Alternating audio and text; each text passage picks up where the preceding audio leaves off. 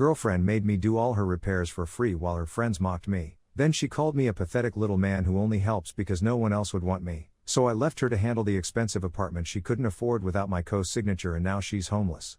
I, 27M, still can't believe what happened. I work in construction. About 6 months ago, I was selling some old furniture on Facebook Marketplace. A woman named Zoe, 26F, messaged me about a dresser I had listed. We started talking and she mentioned her apartment had terrible lighting and asked if I knew anything about electrical work. I went over to check it out. Her place was a studio apartment with one overhead light that barely worked. The outlets were old and half of them didn't function properly. I spent 3 hours there that first day fixing her electrical issues for free. She made dinner and we talked. She worked at a marketing firm downtown and had just moved to the city 6 months earlier from a small town. Zoe kept texting me after that. She needed help hanging pictures, then her bathroom faucet started leaking, then her door lock was sticking. Each time I came over, we would hang out afterward. She was funny and easy to talk to. After about a month of these repair visits, we started dating officially. Things moved fast. Zoe was always talking about how independent she wanted to be and how she never wanted to rely on anyone. But every week there was something else that needed fixing. Her garbage disposal broke, her window wouldn't close properly, her kitchen cabinet door fell off its hinges. I didn't mind helping because that's what boyfriends do, right? 3 months into dating, Zoe became obsessed with this apartment complex across town. The rent was almost double what she was paying, but it had a gym, a pool, and was in a trendy neighborhood where her coworkers lived. She showed me the floor plans every day and talked about how living there would help her career. The problem was her credit score. She had defaulted on a credit card in college and had student loan payments she sometimes missed. The property management company wanted a cosigner or 6 months rent up front. Zoe didn't have 6 months rent saved up. She asked me to cosign the lease. I told her I would only do it if we moved in together, since my name would be on the paperwork anyway. She agreed immediately. Looking back, she agreed too quickly. The move was scheduled for a Saturday in July. I took the day off work and rented a truck. Zoe invited her 3 friends to help: Kelly, 25F, Megan, 27F, and Lisa, 24F. When I arrived at Zoe's old place at 8 a.m., the friends were already there drinking coffee and taking photos of each other. I loaded the truck by myself while they sat on the couch scrolling through the photos. Zoe kept saying she needed to coordinate everything from inside where it was air conditioned. When I asked for help with her heavy dresser, Kelly said she just got her nails done. Megan said she had a bad back. Lisa didn't give a reason. At the new apartment, I carried everything up to the 3rd floor alone. The friends had gone to get lunch and came back with food only for themselves. Zoe said she wasn't hungry but took half of Kelly's sandwich. I ate a granola bar from my truck. While I was assembling Zoe's bed frame, I could hear them in the living room. Kelly made a comment about how some guys just like to feel needed. They all laughed. Later, while I was fixing a loose towel rack in the bathroom, Megan said loudly that I was good for manual labor at least. More laughing. Zoe never told them to stop. She would just smile and change the subject. The apartment came with central air, but Zoe's bedroom unit wasn't working properly. She called the maintenance office 3 times that first week. They kept saying they would send someone but nobody came. By the following weekend, Zoe was complaining constantly about the heat. She bought a window AC unit and left it in the box in the living room. Saturday morning, she woke me up saying we needed to install it right away because Kelly and Megan were coming over to swim at the pool.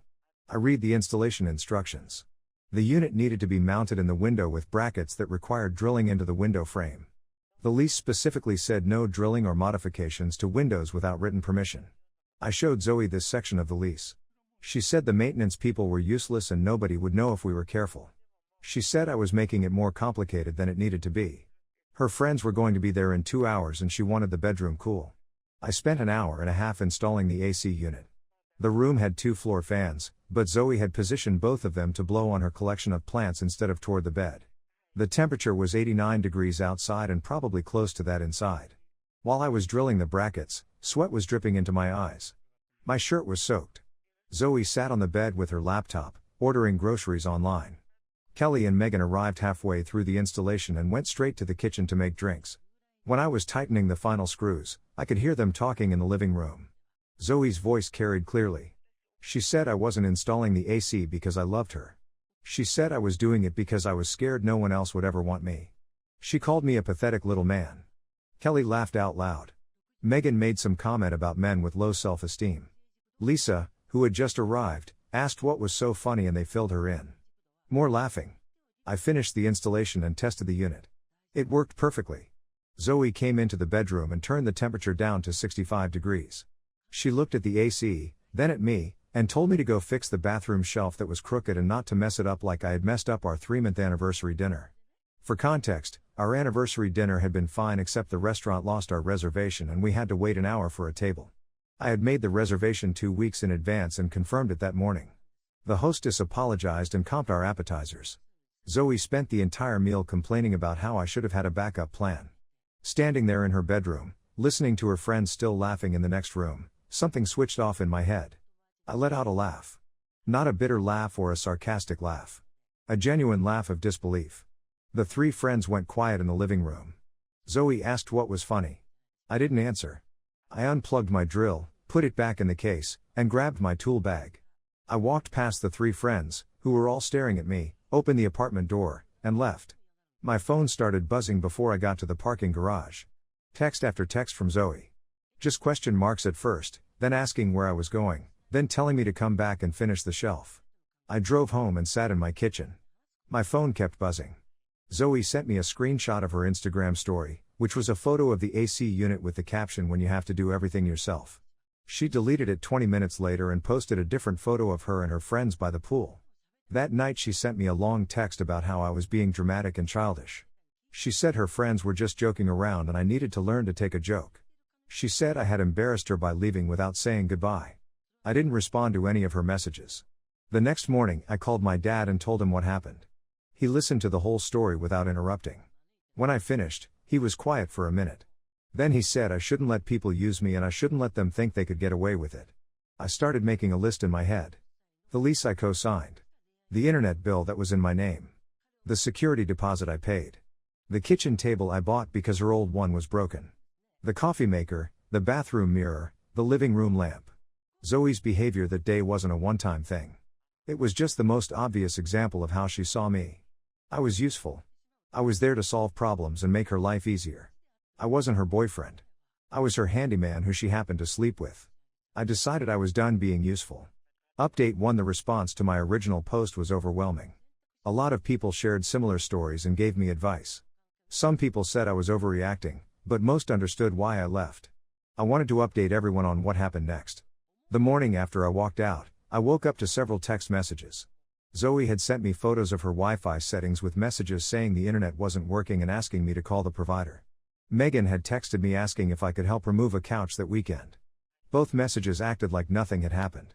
I didn't respond to either of them. 2 days later, I ran into Lisa at the grocery store. She approached me while I was picking out produce and said I needed to apologize to Zoe. She said what happened wasn't that serious and I was making Zoe look bad in front of her friends. I looked at Lisa and started laughing the same way I had laughed in Zoe's bedroom. I put my oranges in my cart and walked away while she was still talking. That afternoon I logged into the internet account. The service was in my name and the monthly payment came out of my bank account automatically. I changed the Wi-Fi password and sent Zoe a text message. I told her the internet bill was due in 2 weeks and if she wanted to keep the service, she needed to pay it. If not, I would cancel the account. She called me immediately. I didn't answer. She called 6 more times. I turned my phone off. The next day I called the apartment complex and spoke to the property manager. I explained that I needed to be removed from the lease because Zoe and I were no longer together. The manager said they could remove me, but since I was the primary applicant with better credit, the lease would need to be restructured. He explained that without my income on the application, Zoe would need to qualify on her own.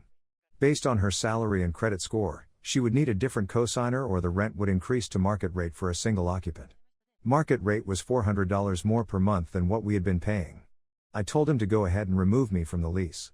He said he would send Zoe the paperwork and she would have 30 days to find a new cosigner or agree to the higher rent. That evening, Zoe showed up at my apartment. She pounded on the door for 5 minutes before I opened it.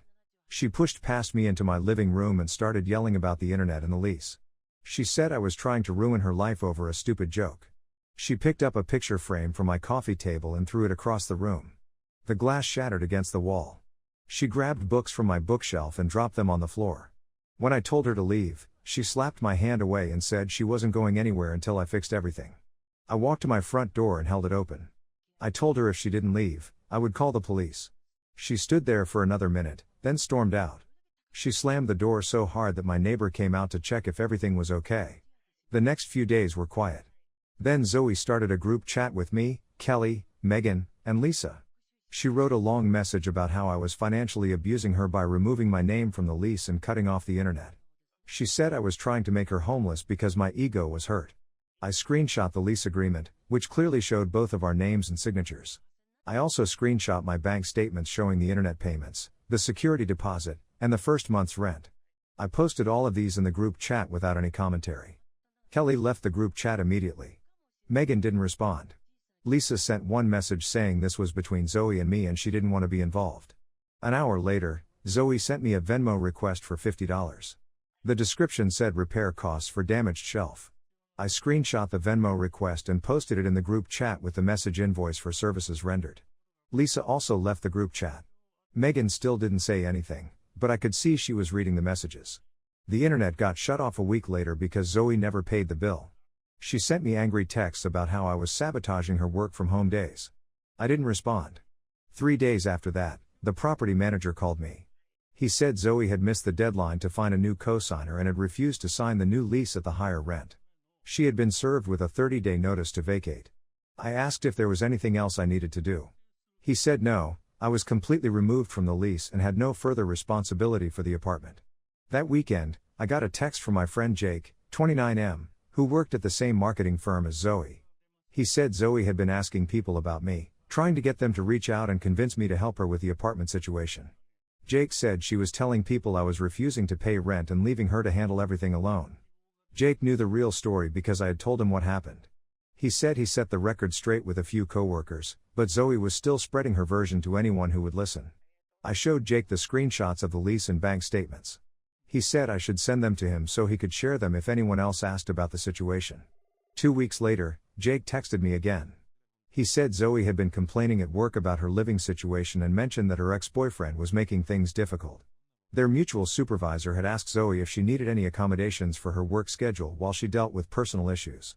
Zoe had apparently told the supervisor that I was harassing her and making it impossible for her to focus at work. The supervisor asked if Zoe needed help filing a police report or if the company should take any action. Jake said he happened to be in the break room when this conversation took place. He showed the supervisor the screenshots I had sent him and explained what really happened.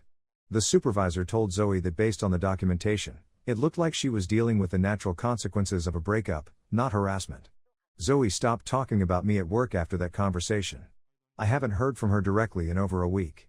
Megan texted me yesterday asking if I wanted to get coffee and talk about everything. I deleted the message without responding. My dad was right. I shouldn't let people use me, and I shouldn't let them think they can get away with it. Update 2: I didn't expect to post another update, but some things happened that I thought people would want to hear about. First, the apartment situation resolved itself. Zoe moved out at the end of last month. According to Jake, she found a studio apartment closer to downtown that costs about the same as her half of the rent at the old place. She had to give up the pool and the gym, but she's back to living within her means. I thought that would be the end of it, but Zoe wasn't ready to let things go. About 3 weeks ago, I started getting friend requests on Facebook from people I didn't recognize. All of them had mutual friends with Zoe. I didn't accept any of the requests, but I could see some of their profiles had posts about toxic masculinity and men who abandon their responsibilities. Jake told me Zoe was still talking about me at work, but now she was focusing on how I left her to deal with everything alone. She wasn't mentioning the co-signing or the bills anymore. Just that I walked out during a difficult time and didn't help her move. I ignored all of this until Zoe crossed a line that I wasn't expecting.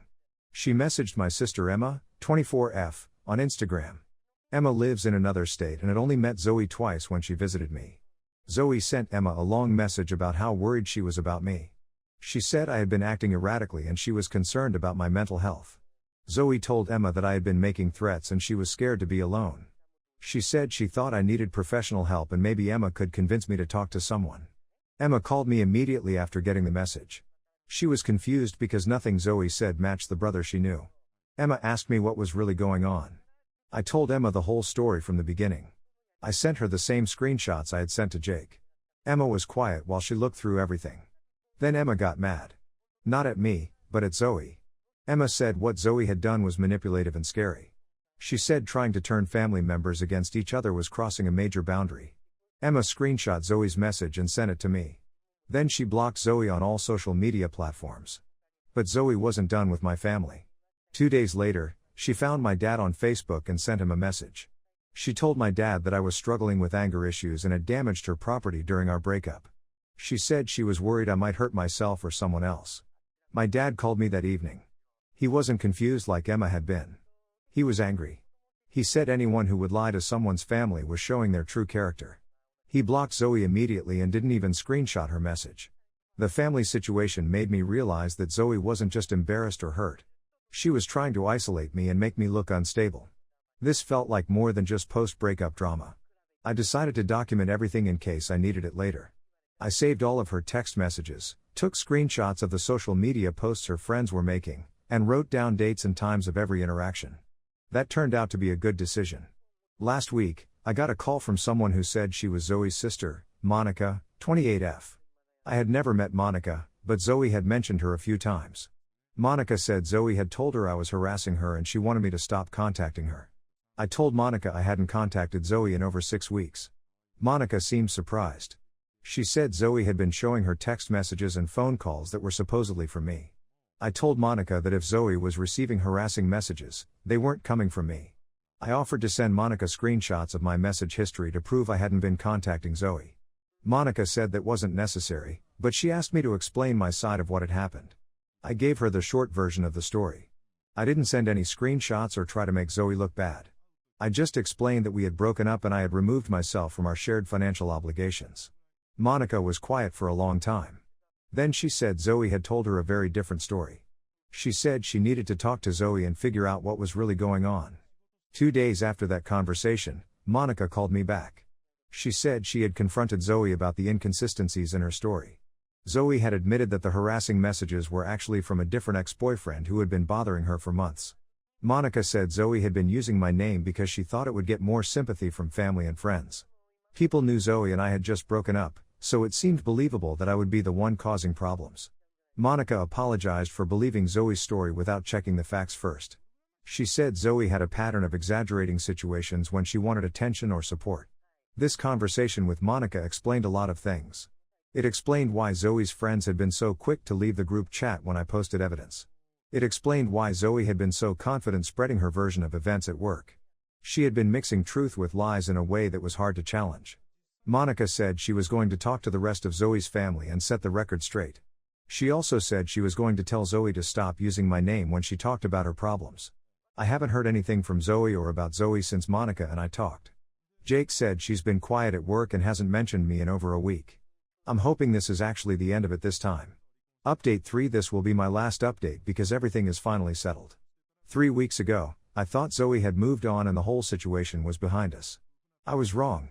I got a call at work from someone in HR at Zoe's company. The woman said she was calling to verify employment information for a background check.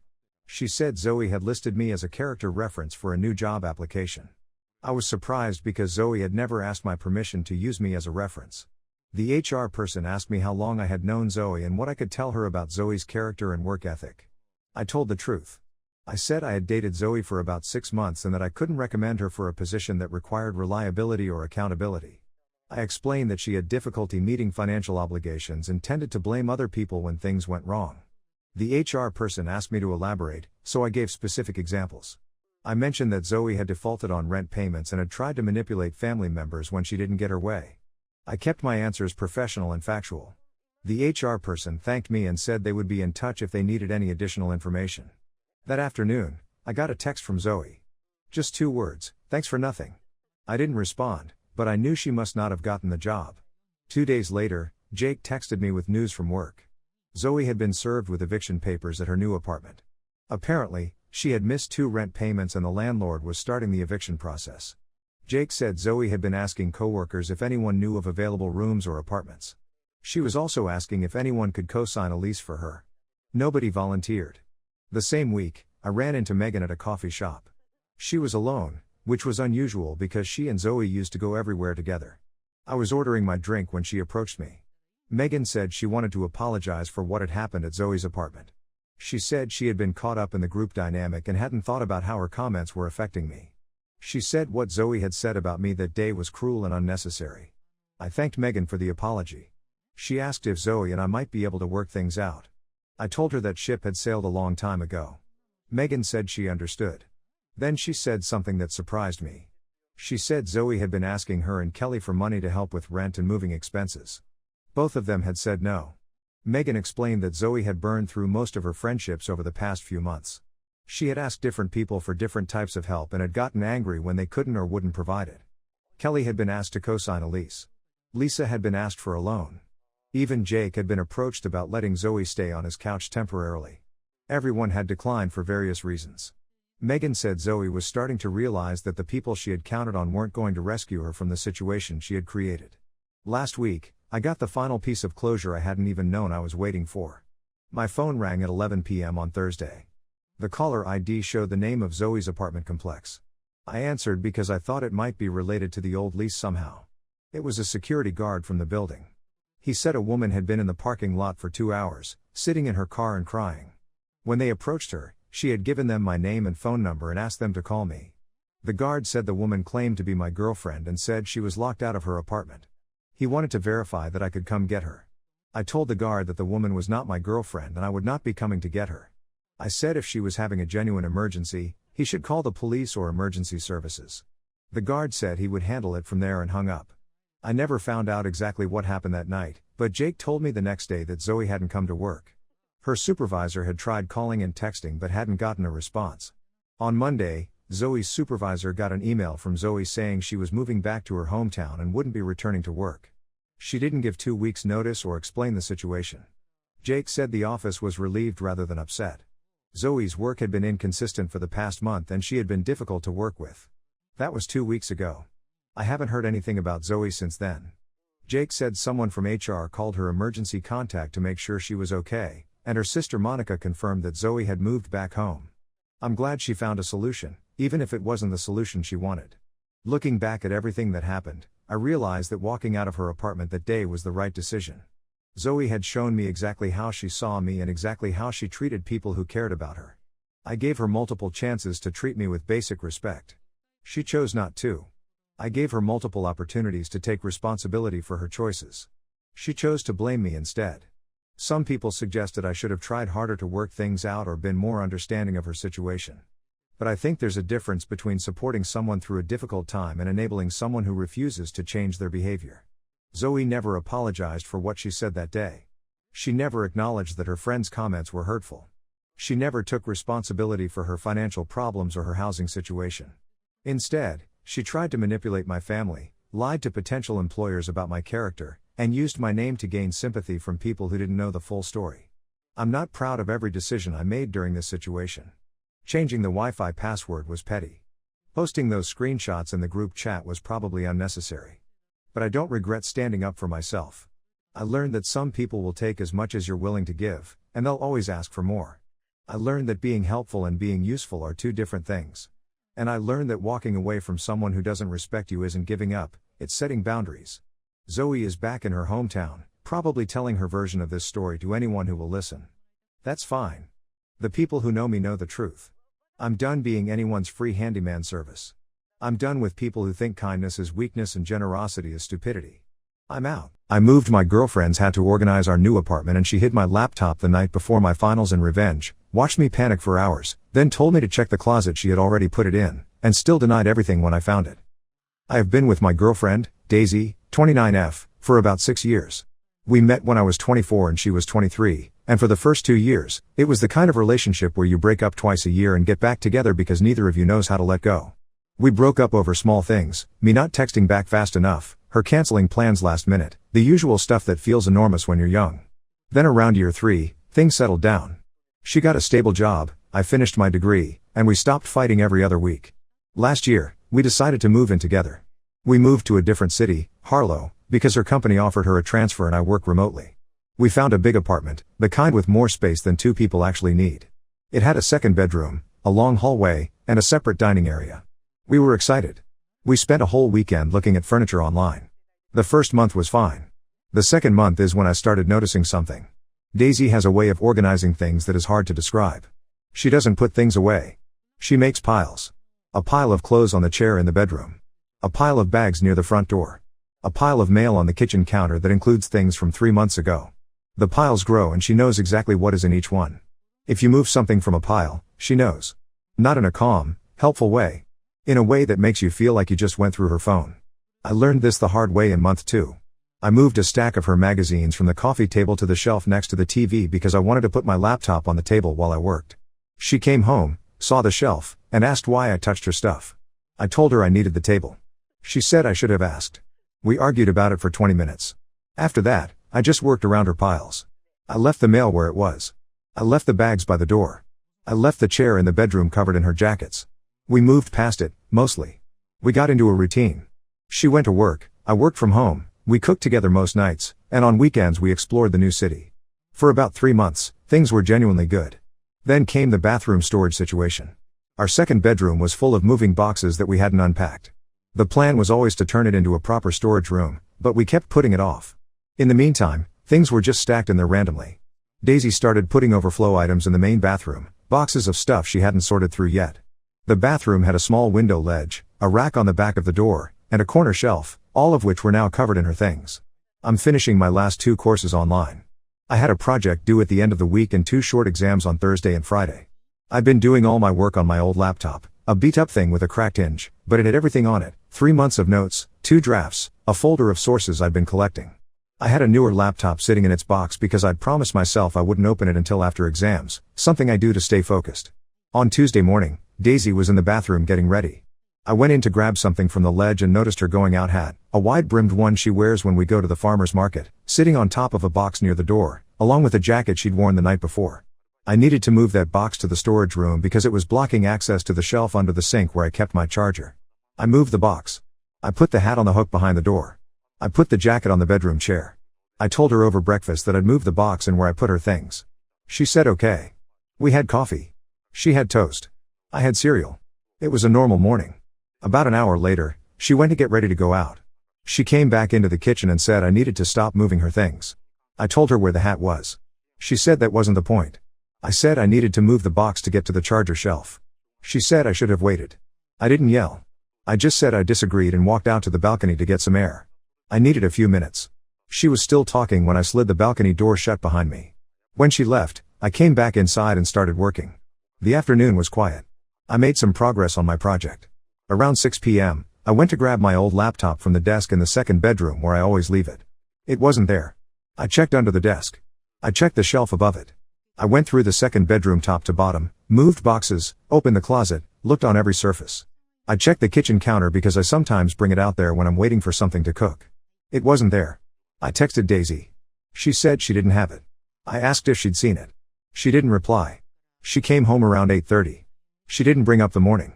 She sat on the couch and was on her phone. I asked her again about the laptop, out loud this time, and she said to check the closet in the second bedroom. I told her I already had. She shrugged and said it must be in there somewhere. I went and checked again. Nothing. I went through the whole closet a second time, pulling jackets off the top shelf one by one. It was under the second jacket. My old laptop was sitting on the top shelf of that closet under a pile of her jackets. I had checked that closet twice. The jackets were not there the first time I looked. I went back out and told her I found it. I told her where it was. She looked at her phone and said she had no idea how it got there. I have no way to prove she put it there. But the jackets were not on that shelf earlier in the day. She was home alone while I was out picking up groceries for about 40 minutes around 5 p.m. My laptop was on the desk when I left. I have exams tomorrow and the day after. That's the whole situation. I don't know what else to say about it. Update 1 exams are done. I passed both of them, just to get that out of the way. The night I found the laptop, Daisy and I had a short conversation. I told her that the jackets were not on that shelf when I checked it the first time. She said she had no idea what I was talking about. I told her about the hat, that I found it the next day exactly where I said I put it, on the hook behind the door. She had spent an hour insisting it was gone and I had probably thrown it somewhere. It was on the hook the whole time. She said she must have missed it. We did not break up that night. We went to bed. Things were very quiet for a few days. I finished my exams. She went to work. We were polite to each other the way you are with someone you're not sure you want to keep being polite to. About 4 days after the laptop situation, her sister, Andrea, 32F, came to visit for a weekend. I have always gotten along with Andrea. She's straightforward and easy to talk to. She stayed in the second bedroom on a cot. On Saturday evening, Andrea and I were in the kitchen while Daisy was in the shower. Andrea asked how things were going with the apartment and the new city. I said the city was fine. She asked how Daisy and I were doing and I said we'd had a rough week. Andrea nodded like she already knew something, and then said that Daisy had mentioned the balcony incident, me walking out while she was talking, and that she'd been frustrated. I said that was fair. Andrea then said Daisy had also told her about the laptop. She said Daisy's version was that I had accused her of taking it and made a big thing of it. I told Andrea what actually happened, in order. Where the laptop was. That the jackets weren't there before. That Daisy had told me to check the closet knowing I'd already checked it. Andrea went quiet for a bit, and then said that Daisy had done something similar to her a few years ago. She said that Daisy once hid the car keys before a family road trip because she didn't want to go and wanted to delay long enough that everyone would cancel. The family left 2 hours late and Andrea found the keys on a high shelf in the laundry room. Daisy denied it. That was the part that stayed with me. I hadn't told anyone else about the laptop before that. I wasn't sure I was reading the situation right. It's easy to second guess yourself when you're tired and stressed about exams. A couple days after Andrea left, Daisy brought up the balcony thing again. She said I had a pattern of walking away from conflicts instead of working through them. I said I went outside for 10 minutes because I needed to stop the conversation before it escalated. She said it was dismissive. I said moving someone's laptop the night before exams was also dismissive. That was the first time I said it directly. She denied it again and went to the bedroom. We haven't resolved anything. We're still living in the same apartment. The lease runs through next April. We've been sleeping in the same bed but we've had maybe 4 real conversations in 2 weeks. She watches something on her laptop in bed. I read. We don't fight. We don't talk much either. I've been trying to figure out what April looks like. Whether I stay in Harlow, whether she does, whether we sit down and actually talk about all of it. I haven't decided anything. But I'm not pretending the laptop thing didn't happen. Update 2: a lot happened in the last 5 weeks, so I'll try to be clear. About 2 weeks after my last update, I found out from Andrea, she messaged me out of the blue, that Daisy had been telling her family that I had been controlling about the apartment setup. That I didn't let her organize things her way and that I was constantly rearranging her belongings. Andrea said she told her parents and her mom had called Daisy to check in on her. I didn't respond to Andrea immediately. I sat with it for a few days. The thing is, I do sometimes move Daisy's things. I moved the box in the bathroom. I moved her magazines that one time. But those were specific situations where I needed access to something. I don't walk around rearranging the apartment on a schedule. The apartment mostly looks the way Daisy wants it to look, piles and all. I eventually asked Daisy about it directly. I said I'd heard she'd been talking to her family about the apartment and told them I was controlling. She said she just vented to her mom. I asked what specifically she said. She repeated the word controlling. I asked her for an example of when I had controlled her. She said the box in the bathroom. I reminded her that I had told her I was moving it and why. She said that wasn't the point and that she didn't feel comfortable in her own home. We sat in silence for a while. I then asked her, straight out, if she had put my laptop in that closet. She said she wasn't doing this again. I said I just wanted a direct answer. She got up and went to the bedroom. I started making some actual plans after that conversation. The lease is in both our names, which is a problem. I checked what it would cost to get off the lease early and it's more than I can manage right now. I also started keeping my work things in my car overnight, which is something I started doing quietly after the laptop situation but hadn't mentioned in my previous updates. The last thing that happened, and this is recent, last week, is that Daisy told me she had a close friend, a guy called Pierce, 31M, who was going to visit for a few days the following month. She mentioned it casually while we were eating. I said okay. She then said she assumed I'd be going back to visit my family around that time anyway. I hadn't mentioned going to visit my family. We hadn't discussed any of that. It was the first time she'd brought up my schedule in weeks. I told her I didn't have any plans yet. She said she thought I usually went home in November. I do sometimes, but not every year, and nothing was planned. I told her I'd let her know if I made any plans. She nodded and went back to eating. I talked to my brother the next day. He said I could come stay with him for a bit if I needed to get out. I told him I'd think about it. Update 3: I went to stay with my brother for 10 days. I told Daisy I was going before I left. I said I needed some time away and that I'd be back before the end of the month. She said okay and asked when I'd be back. I gave her the dates. Pierce visited while I was gone. I know because Daisy posted photos on her Instagram. I'm not going into that. When I came back, some things in the apartment had been moved around. The second bedroom had been reorganized. Some of my boxes, the ones I still hadn't fully unpacked, were stacked in the hallway instead of the room. A new shelf had gone up in there. I moved my boxes back into the room and put them against the wall. Daisy and I sat down that first evening and had the first real conversation we'd had in about 2 months. She said she thought we'd grown apart. I said I agreed. She said she thought it would be better if one of us moved out before April rather than waiting. I said I'd look into options. I found a room in a shared house about 15 minutes away. It was available from the 1st of next month. It was within my budget. I told Daisy I'd found something. She seemed relieved. I moved out 12 days ago. I packed what was mine, which didn't take as long as I thought it would. I took my 2 laptops, my books, my clothes, the coffee maker I bought before we moved to Harlow, and the small rug from the balcony which I had brought from my old apartment.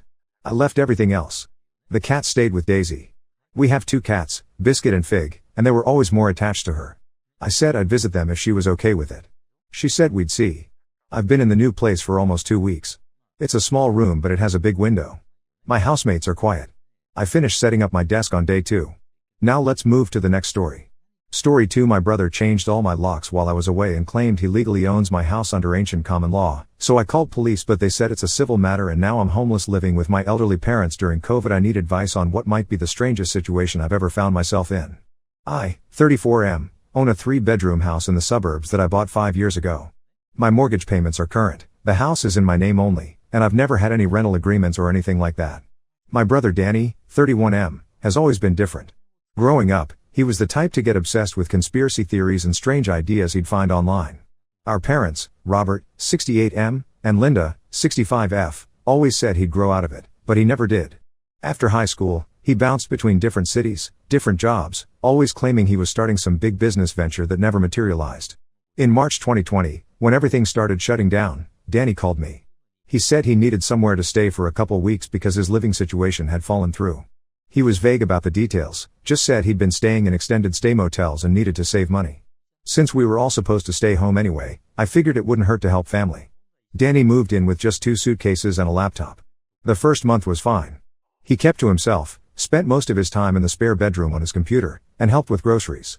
I work in IT and was able to do my job remotely, so having him around wasn't disruptive. Then things started getting weird. It began with small comments. Danny would mention things about how the government didn't have real authority over citizens, how most laws were actually suggestions, and how there were ancient legal principles that superseded modern courts. I thought it was just more of his usual conspiracy stuff and didn't pay much attention. The first major incident happened in June 2020. We went to the grocery store together, and when the employee at the door asked Danny to put on a mask, he refused. Not just refused, but launched into this bizarre speech about how he wasn't a subject of any government and how mask mandates violated something called maritime law. The poor teenager working the door had no idea what to do. I grabbed Danny's arm and pulled him away, apologizing to the employee. We drove home in silence. That night, Danny explained to me that he'd been researching sovereign citizen principles and common law concepts. He said most people didn't understand that they had the right to reject government authority if they knew the right legal language. He showed me websites and forums where people discuss these ideas, claiming they'd gotten out of paying taxes and traffic tickets using these methods. I told him it sounded like nonsense, but he insisted it was all legitimate. He said he was learning to protect himself from what he called the corporate government system. The second incident was even stranger. In July, I found Danny in my backyard at sunrise, holding a small axe from my garage. He was walking to the corners of my property and hitting trees with it. When I asked what he was doing, he explained that he was performing a ritual called claiming adverse possession. He said if he marked the boundaries of unclaimed land in a specific way, he could establish legal ownership under common law principles. I told him to stop immediately and put the axe back. He argued that my property wasn't actually mine because I had a mortgage, which meant the bank was the real owner. He said he was helping me by establishing a stronger claim to the land through ancient property rights. This conversation lasted 2 hours. Danny had an answer for everything I said, always referencing some obscure legal concept or historical precedent. He seemed completely convinced that he understood the law better than lawyers, judges, and the entire legal system. By August, Danny was spending 12 to 14 hours a day on his computer, participating in online forums and watching videos about sovereign citizen tactics. He started printing out documents he called affidavits and declarations, filling them with legal-sounding language about his status as a free man on the land. He also stopped contributing to household expenses. When I asked him about groceries and utilities, he said that since he'd established himself as a sovereign individual, he couldn't be forced to participate in commercial transactions that supported the illegitimate government system. Our parents called occasionally to check on both of us. Danny would tell them he was doing important legal research that would help the whole family someday. He never mentioned the specifics of what he was researching, and I didn't want to worry them by explaining how strange he'd become. In September, I decided I needed a break. The house felt tense all the time, with Danny muttering about legal theories and printing documents at all hours. I planned a weekend trip to visit my college roommate who lived near the coast. I told Danny I'd be gone from Friday evening to Sunday night. Danny asked several questions about exactly when I'd be leaving and returning. He wanted to know if anyone else had keys to the house, if I'd told anyone about my travel plans, and whether I'd be checking in while I was away. I thought he was just being security conscious. The weekend was great. I hadn't realized how much stress I'd been carrying until I was away from it. My friend and I went hiking, ate at restaurants, and I slept better than I had in months. Sunday evening, I drove back home around 8 p.m. I pulled into my driveway and walked to the front door with my weekend bag. I put my key in the lock, but it wouldn't turn. I tried several times, thinking maybe the lock was sticking, but the key wouldn't go in properly. I walked around to the back door and tried my key there. Same problem. I looked more closely at both locks and realized they were completely different from the ones I'd had installed. These were heavy-duty deadbolts that looked like they belonged on a commercial building. I called Danny's cell phone. He answered after several rings. He told me that since I'd abandoned the property for more than 24 hours without establishing a caretaker arrangement, he'd exercised his rights under common law to secure the dwelling against trespassers. He said I'd forfeited my claim to the property by leaving it unoccupied, and he'd filed the proper documentation to establish himself as the lawful occupant. I told him to open the door immediately because it was my house and I lived there. He said that under the principles he'd researched, my mortgage meant I was just a tenant of the bank, not a true owner. Since I'd abandoned my tenancy, he'd stepped in to prevent the property from being truly abandoned. I asked him where he expected me to sleep. He said that was my problem to solve, but I couldn't enter the property without his permission because he was now the legal occupant and had the right to exclude trespassers. I drove to my parents' house and explained what had happened. They couldn't believe it at first. Dad called Danny directly, but Danny gave him the same explanation about common law and property rights. Danny told Dad that he'd be happy to explain the legal principles involved if Dad wanted to learn about sovereign citizen concepts. I've been staying in my childhood bedroom for 3 days now. My parents are both in their late 60s and are supposed to be limiting their exposure to people because of COVID, but they couldn't let me sleep in my car. I called the police non-emergency line yesterday. The officer I spoke with said that since Danny was a resident of the house, he had the right to change the locks, and this was a civil matter between tenants. When I explained that I own the house and Danny was just staying there temporarily, the officer said I'd need to provide documentation of the rental agreement and go through the proper eviction process. I tried to explain that there was no rental agreement because Danny was just a guest, but the officer said that didn't matter if he'd been living there for several months. He told me to contact a lawyer or the housing authority. I'm completely lost. I can't afford to pay rent somewhere else while also paying my mortgage. I can't stay with my parents indefinitely because of their health risks. I don't understand how Danny can just take over my house and have the police tell me it's legal. Has anyone ever dealt with anything like this? I keep thinking I'm going to wake up and find out this is all a weird dream, but it's been 3 days and I'm still locked out of my own house. Update 1. Thank you to everyone who responded to my original post. I got hundreds of comments and messages with advice, and several people shared similar stories about family members who'd gotten involved with sovereign citizen ideas. It helped me realize I wasn't dealing with a unique situation. The most helpful advice came from users who told me to contact a real estate attorney immediately, not just call the police. Several people explained that Danny wasn't actually a tenant because he'd never paid rent or had any kind of lease agreement, which meant the police officer I'd spoken with was wrong about the law. I called my dad's attorney, Mr. Peterson, who's handled family legal matters for years. When I explained the situation, he immediately understood what had happened and said he'd seen similar cases before. He said Danny was what the law calls a licensee, which is basically a guest who can be asked to leave at any time. He said changing the locks to exclude the actual homeowner was definitely illegal and could be both a civil and criminal matter. Mr. Peterson called the police department with me on a 3-way call. He explained to the sergeant that this wasn't a landlord-tenant issue but a case of illegal exclusion by a guest. He used specific legal terms and cited relevant statutes. The sergeant said he'd have an officer come out to resolve the situation.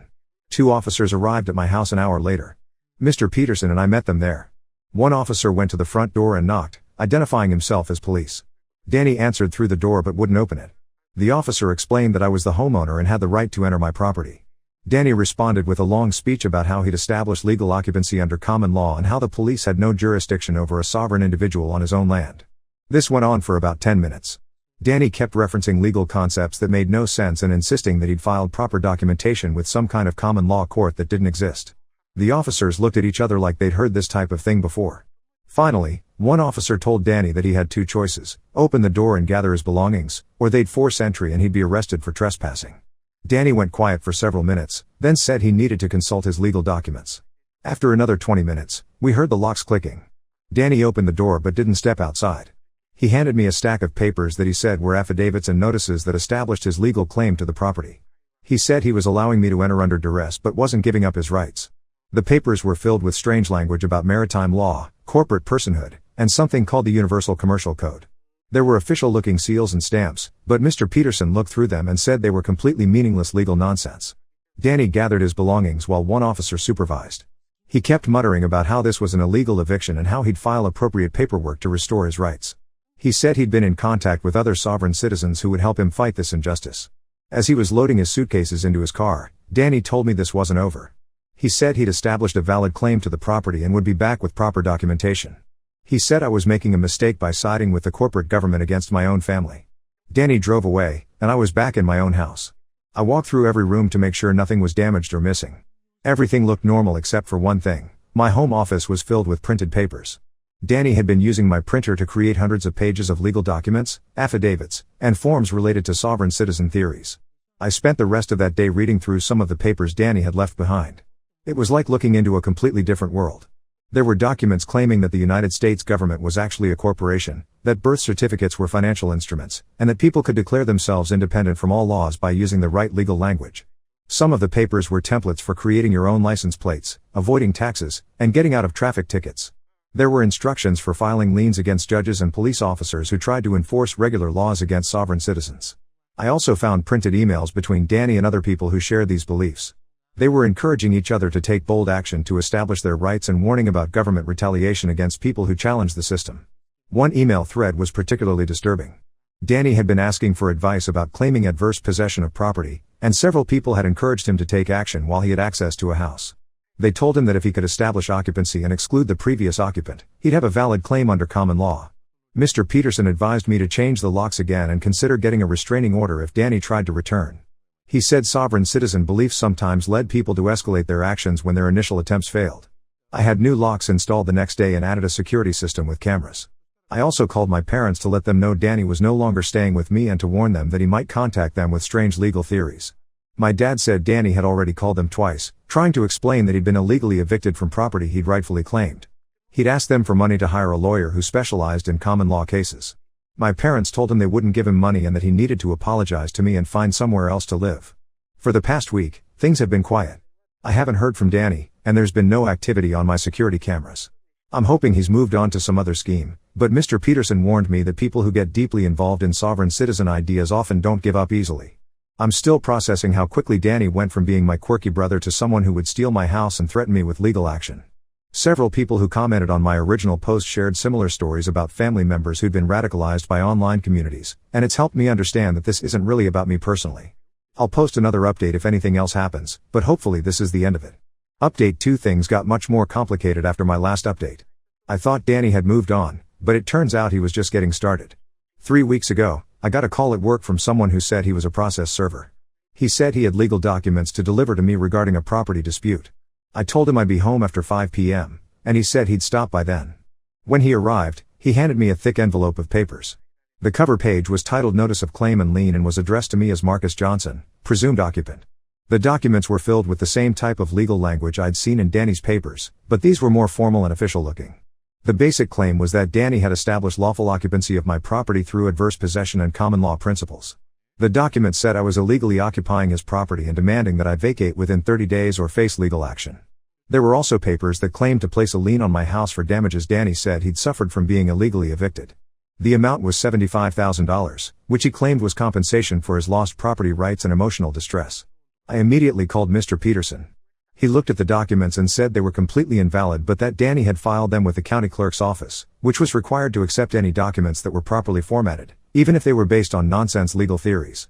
Mr. Peterson explained that sovereign citizens often use this tactic to harass people and create the appearance of legitimate legal action. He said the lien wouldn't actually affect my ability to sell or refinance my house, but it would show up in public records until we took action to have it removed. The process of getting the lien removed turned out to be more complicated than I expected. We had to file a motion with the court explaining that the lien was fraudulent and based on invalid legal theories. This required paying filing fees and potentially going to a hearing if Danny contested our motion. While we were working on the lien issue, I started getting other problems. Danny had apparently been busy during the week since I'd last seen him. First, I got a call from my homeowner's insurance company. They said they'd received a claim filed by someone claiming to be the legal occupant of my property. The claim was for personal property that had allegedly been damaged during an illegal eviction. The insurance company wanted me to provide documentation proving that I was the legitimate policyholder. Then I got a letter from the IRS saying they'd received documentation indicating that my house was being used as a business property by someone else. They wanted me to clarify the tax status of the property and provide proof of my residential use. I also received a notice from the post office that someone had filed a change of address form to have my mail forwarded to a P.O. box. When I went to the post office to resolve this, they showed me a form that appeared to be signed by me, but I'd never filled out any such form. Mr. Peterson said this was a pattern he'd seen before with sovereign citizen harassment campaigns. He said Danny was probably following advice from online forums about how to make life difficult for people who'd interfered with sovereign citizen activities. The most disturbing incident happened on a Saturday morning 3 weeks ago. I was having coffee in my kitchen when my doorbell rang. I looked through the peephole and saw a man in a suit holding a clipboard. When I opened the door, he introduced himself as a representative from the county assessor's office. He said they'd received documentation indicating that there was a dispute about the ownership of my property, and he needed to verify the current occupancy status for tax purposes. I explained that I was the homeowner and there was no ownership dispute. He showed me a folder of papers that included copies of Danny's lien documents and what appeared to be a deed transfer form signed by me, transferring the property to Danny. I'd never signed any such document. The signature looked similar to mine, but when I examined it closely, it was clearly forged. The assessor's representative said he'd need to file a report about the conflicting documentation, and it might affect my property tax status until the matter was resolved. Mr. Peterson filed a police report about the forged documents and identity theft. He also contacted the county offices that had received Danny's filings to explain that they were fraudulent. But he warned me that undoing all of Danny's actions would take time because each agency had its own procedures for handling disputed documents. The situation escalated further when I got a call from my parents. They said Danny had been contacting them regularly, asking for money and a place to stay. When they refused, he'd started sending them legal documents claiming that they were financially responsible for supporting him because of something called parental duty under common law. Danny had also been telling them that I'd stolen his property and that he was the victim of a conspiracy involving me, the police, and the courts. He said he was working with a network of legal experts who would help him get justice. My parents were getting scared. Danny had been showing up at their house unannounced, sometimes late at night, wanting to discuss his legal theories and ask for help with his case against me. When they asked him to leave, he'd argue that they were legally required to provide him with assistance. Last week, my dad called the police about Danny's visits. The officer who responded said they couldn't prevent Danny from visiting his parents, but they could ask him to leave if my parents requested it. The officer also mentioned that they'd had several calls recently about someone matching Danny's description approaching people with legal documents and conspiracy theories. Mr. Peterson suggested that my parents might need to get a restraining order if Danny's behavior escalated further. He said people who get deeply involved in sovereign citizen beliefs sometimes become increasingly aggressive when their tactics don't work. Yesterday, I got a call from my bank. They said someone had tried to access my account using what appeared to be a power of attorney document. The document claimed that Danny was authorized to manage my financial affairs because I was mentally incompetent and unable to handle my own business. The bank employee said the document looked suspicious and wanted me to verify that I hadn't authorized anyone to access my accounts. I confirmed that the document was fraudulent and asked them to flag my accounts for any future unauthorized access attempts. I'm now dealing with legal actions in multiple areas, removing the fraudulent lien, dealing with the forged documents, addressing the various agency filings, and protecting my parents from harassment. Mr. Peterson estimates it will take several more months to completely undo everything Danny has done. The scariest part is that I don't think Danny is finished. Based on his recent actions, he seems to be escalating his tactics rather than giving up. Mr. Peterson warned me that some sovereign citizens eventually resort to more serious illegal actions when their document-based harassment doesn't work. I've upgraded my home security system and I'm keeping detailed records of every incident. I'm also considering whether to pursue criminal charges for identity theft and fraud, though Mr. Peterson says those cases can be difficult to prosecute when family members are involved. I never imagined that helping my brother during a difficult time would lead to this level of chaos in my life. Update 3. I'm writing this final update because several people have asked for closure on my situation, and because I want to document how this ended in case it helps someone else dealing with similar issues. The legal cleanup took 4 months and cost me about $8,000 in attorney fees, but we successfully reversed or voided all of Danny's fraudulent filings. The county clerk's office implemented new procedures for scrutinizing unusual documents after Mr. Peterson explained how their system had been manipulated. Danny's escalation continued for about 6 weeks after my last update. He filed more false liens, submitted fake documents to various agencies, and even tried to register a business using my address.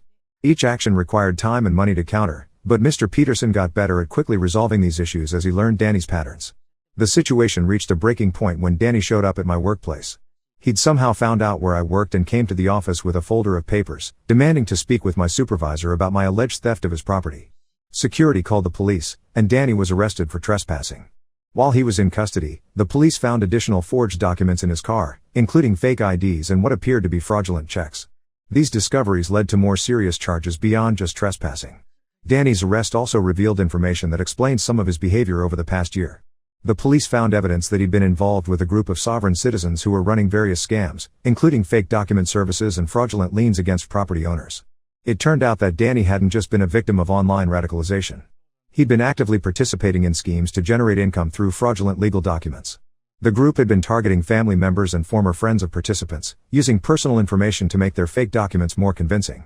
Danny had apparently been planning to use my house as collateral for some kind of loan scam, which explained why he'd been so determined to establish a paper trail showing ownership of my property. The other members of his group had coached him on the specific tactics he'd used against me. During Danny's court proceedings, more details came out about the extent of his activities. He'd targeted at least 3 other people with similar document-based harassment campaigns. One victim had paid several $1,000s to a fake attorney that Danny's group had recommended, thinking it would help resolve a fraudulent lien more quickly. Danny was ultimately sentenced to 18 months in prison for identity theft, fraud, and harassment. The judge said the sentence was intended to reflect the serious impact of financial crimes on victims and to deter similar activities by other sovereign citizen groups. My parents went through a difficult period during Danny's legal troubles. They'd hoped that his arrest would help him realize how far off track he'd gotten, but Danny used his phone time from jail to continue trying to convince them that he was the victim of a government conspiracy. When Danny was sentenced, he told the judge that the court had no authority over him and that he didn't recognize the legitimacy of the charges. He said he'd been persecuted for exercising his rights as a sovereign individual and that the real criminals were the people who'd conspired against him. My parents stopped accepting Danny's calls from prison after he spent an entire conversation trying to convince my mother that she could get him released by filing the right paperwork with a common law court. They realized that Danny's beliefs had become so entrenched that he couldn't see reality anymore. The financial impact on me was significant but manageable. In addition to the attorney fees, I had to pay for credit monitoring services, document fees for clearing various agency records, and security upgrades for my house. My homeowner's insurance covered some of the costs, but not all. More importantly, the experience changed how I think about family relationships and personal boundaries. I'd always believed that family members should help each other through difficult times, but I learned that help can become enabling when someone is engaged in harmful or illegal behavior. Several people who commented on my posts shared similar stories about family members who'd been drawn into extremist beliefs or scam networks. The common thread seemed to be that rational discussion and family loyalty weren't effective against ideologies that reject mainstream reality. Danny is scheduled to be released next year. My parents have decided they won't allow him to live with them again, and they've made it clear that any future relationship would depend on him getting legitimate help and staying away from sovereign citizen activities. I won't be maintaining any contact with Danny after his release. Mr. Peterson helped me document everything that happened, and I have a restraining order that will remain in effect. I've also taken steps to protect my personal information and property records from future tampering. Looking back, I can see warning signs that I missed or ignored. Danny's conspiracy theories and anti-government attitudes weren't just harmless eccentricity. They were part of a worldview that ultimately led him to justify stealing from family members and committing fraud. If someone you know starts talking about sovereign citizen concepts, common law courts, or rejecting government authority, take it seriously. These beliefs can lead people to actions that harm themselves and others, even if they start with seemingly harmless research or online discussions. I appreciate everyone who offered advice and support during this ordeal. The responses to my posts helped me understand that I wasn't alone in dealing with this type of situation, and they gave me practical guidance when I was completely lost. I'm back to living a normal life in my house. I kept the upgraded security system, and I'm more careful about who I share personal information with, but the immediate crisis is over. Danny's actions created a lot of stress and expense, but they didn't permanently damage my life or finances. This experience taught me that helping someone doesn't always mean giving them what they ask for, and that family relationships have to have boundaries to remain healthy. I hope Danny eventually gets the help he needs, but that's not my responsibility anymore. I snapped at my dad for not helping around the house while mom did everything and threatened divorce, so he admitted he'd been cheating for a year with a coworker, but mom had known since July and was building an escape plan with a secret savings account. My 16F, mom, 44F, worked a full-time job from home doing customer service for an insurance company. She sat at the dining table from 8 in the morning until 5 in the evening wearing a headset and answering calls. After work ended, she had online classes 3 nights a week for a business administration degree. She started the degree program about 14 months ago. On top of all that, she did basically everything around the house. Cooking, cleaning, laundry, grocery shopping, yard work, everything. My dad, 58M, worked construction. He left the house at 6 in the morning and came back around 4 in the afternoon. His job was physically demanding and I understood he was tired when he got home. What I did not understand was why being tired meant he could not pick up after himself or help with anything.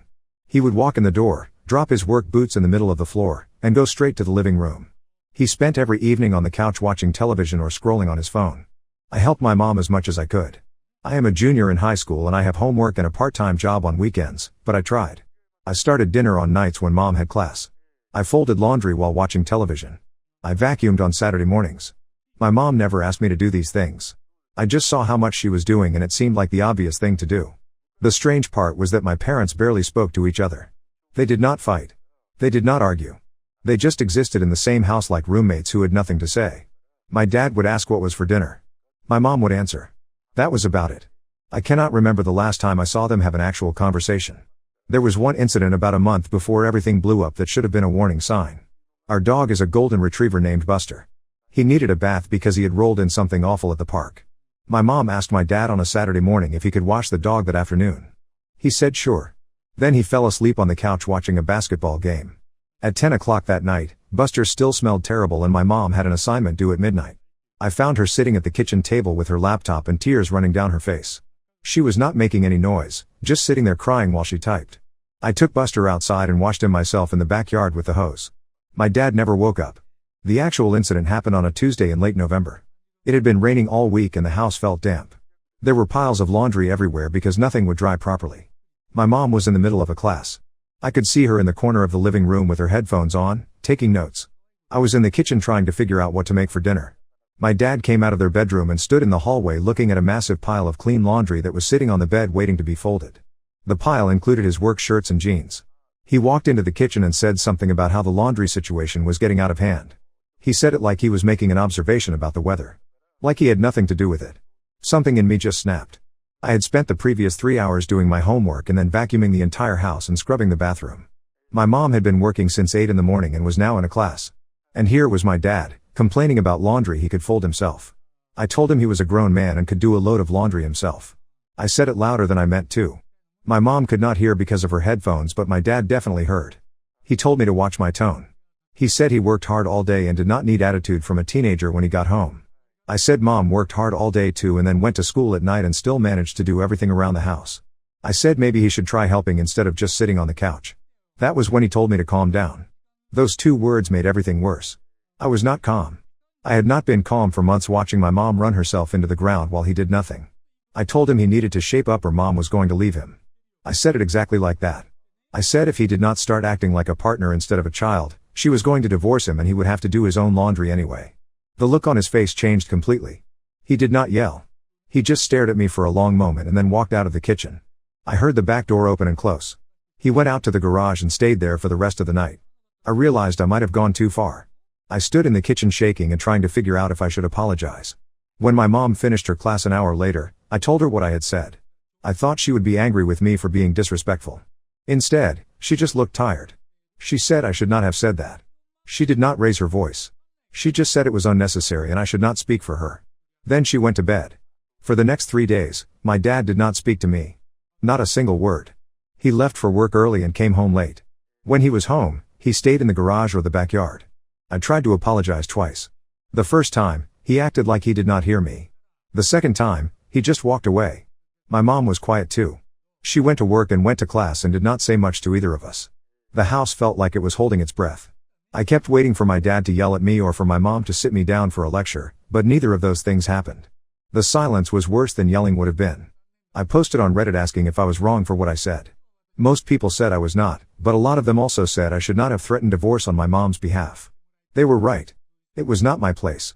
I felt guilty about it, but I also could not shake the thought that maybe my dad needed to hear it. Maybe someone needed to tell him the truth about how things looked from the outside. On Friday night, 5 days after the argument, my parents called me into the living room. They were both sitting on the couch. My dad looked like he had not slept. My mom looked the same way she had looked for months, just exhausted. They told me to sit down. I sat in the chair across from them and prepared myself for whatever lecture was coming. My dad spoke first. He said he had been thinking about what I said. He said he was not angry anymore. Then he said something I did not expect. He said I was old enough to know the truth about what was going on. He said he and my mom had been having problems for a long time. He said he had made mistakes. He said the reason my comment about divorce had bothered him so much was because it was already a real possibility. I looked at my mom. She was staring at her hands. She did not look surprised by anything he was saying. Then my dad told me he had been seeing someone else. He said it had been going on for about a year. He said it was a woman he worked with, someone in the office at his construction company. He said he was telling me now because he thought I deserved to know. I sat there trying to process what he had just said. A year. He had been cheating on my mom for a year. While she was working full-time and going to school and taking care of everything. While she was crying over homework at the kitchen table. While I was washing the dog at 10 o'clock at night because he could not be bothered. I asked my mom if she knew. She said yes. She had known for about 4 months.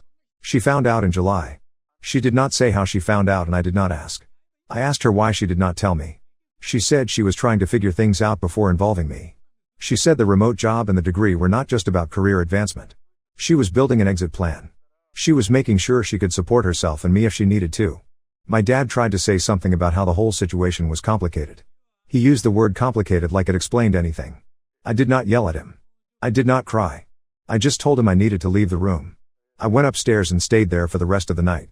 The next day I called my friend Jessica and asked if I could stay at her house for a few days. Her parents said yes. I packed a bag and left. I could not be in that house. Everything felt contaminated. Every normal moment from the past year suddenly looked different.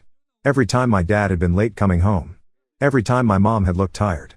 All of it meant something else now. I kept thinking about his coworker. I had met her twice at company events my dad had invited us to. Her name was Charlotte.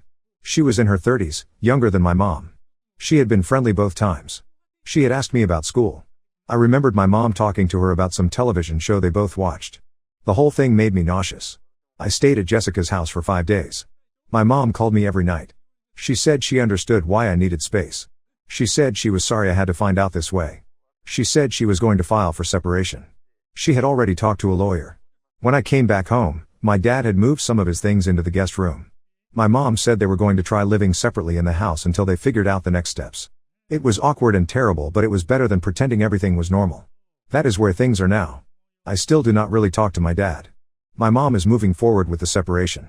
I go to school and go to work and try not to think too hard about how everything fell apart. People keep asking me if I'm okay and I keep saying yes because I do not know what else to say. I guess what I am asking is, was I wrong to say what I said? Did I cause this? Or was this always going to happen? Update 1. A lot has happened since I posted. I did not expect to write an update, but several people messaged me asking how things turned out, so here it is. My parents are separated. My dad moved out of the house 3 weeks ago. He is renting an apartment about 20 minutes away. My mom kept the house. The divorce paperwork has been filed. They are aiming for it to be finalized in about 6 months. After my dad moved out, the house got quieter in a different way. It was not the tense silence from before. It was just actual quiet. My mom started playing music while she cooked dinner. She rearranged the furniture in the living room. Small things, but they made the house feel different. I went to see my dad twice at his new apartment. The first visit was stiff. He tried to make conversation about school and I gave short answers. He asked if I wanted to stay for dinner and I said no.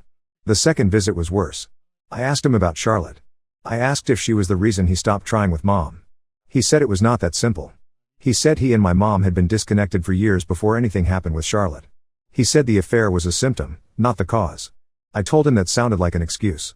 I told him mom had been working and going to school and doing everything around the house for years, and if he had been disconnected it was because he chose to check out. He did not have a good answer for that.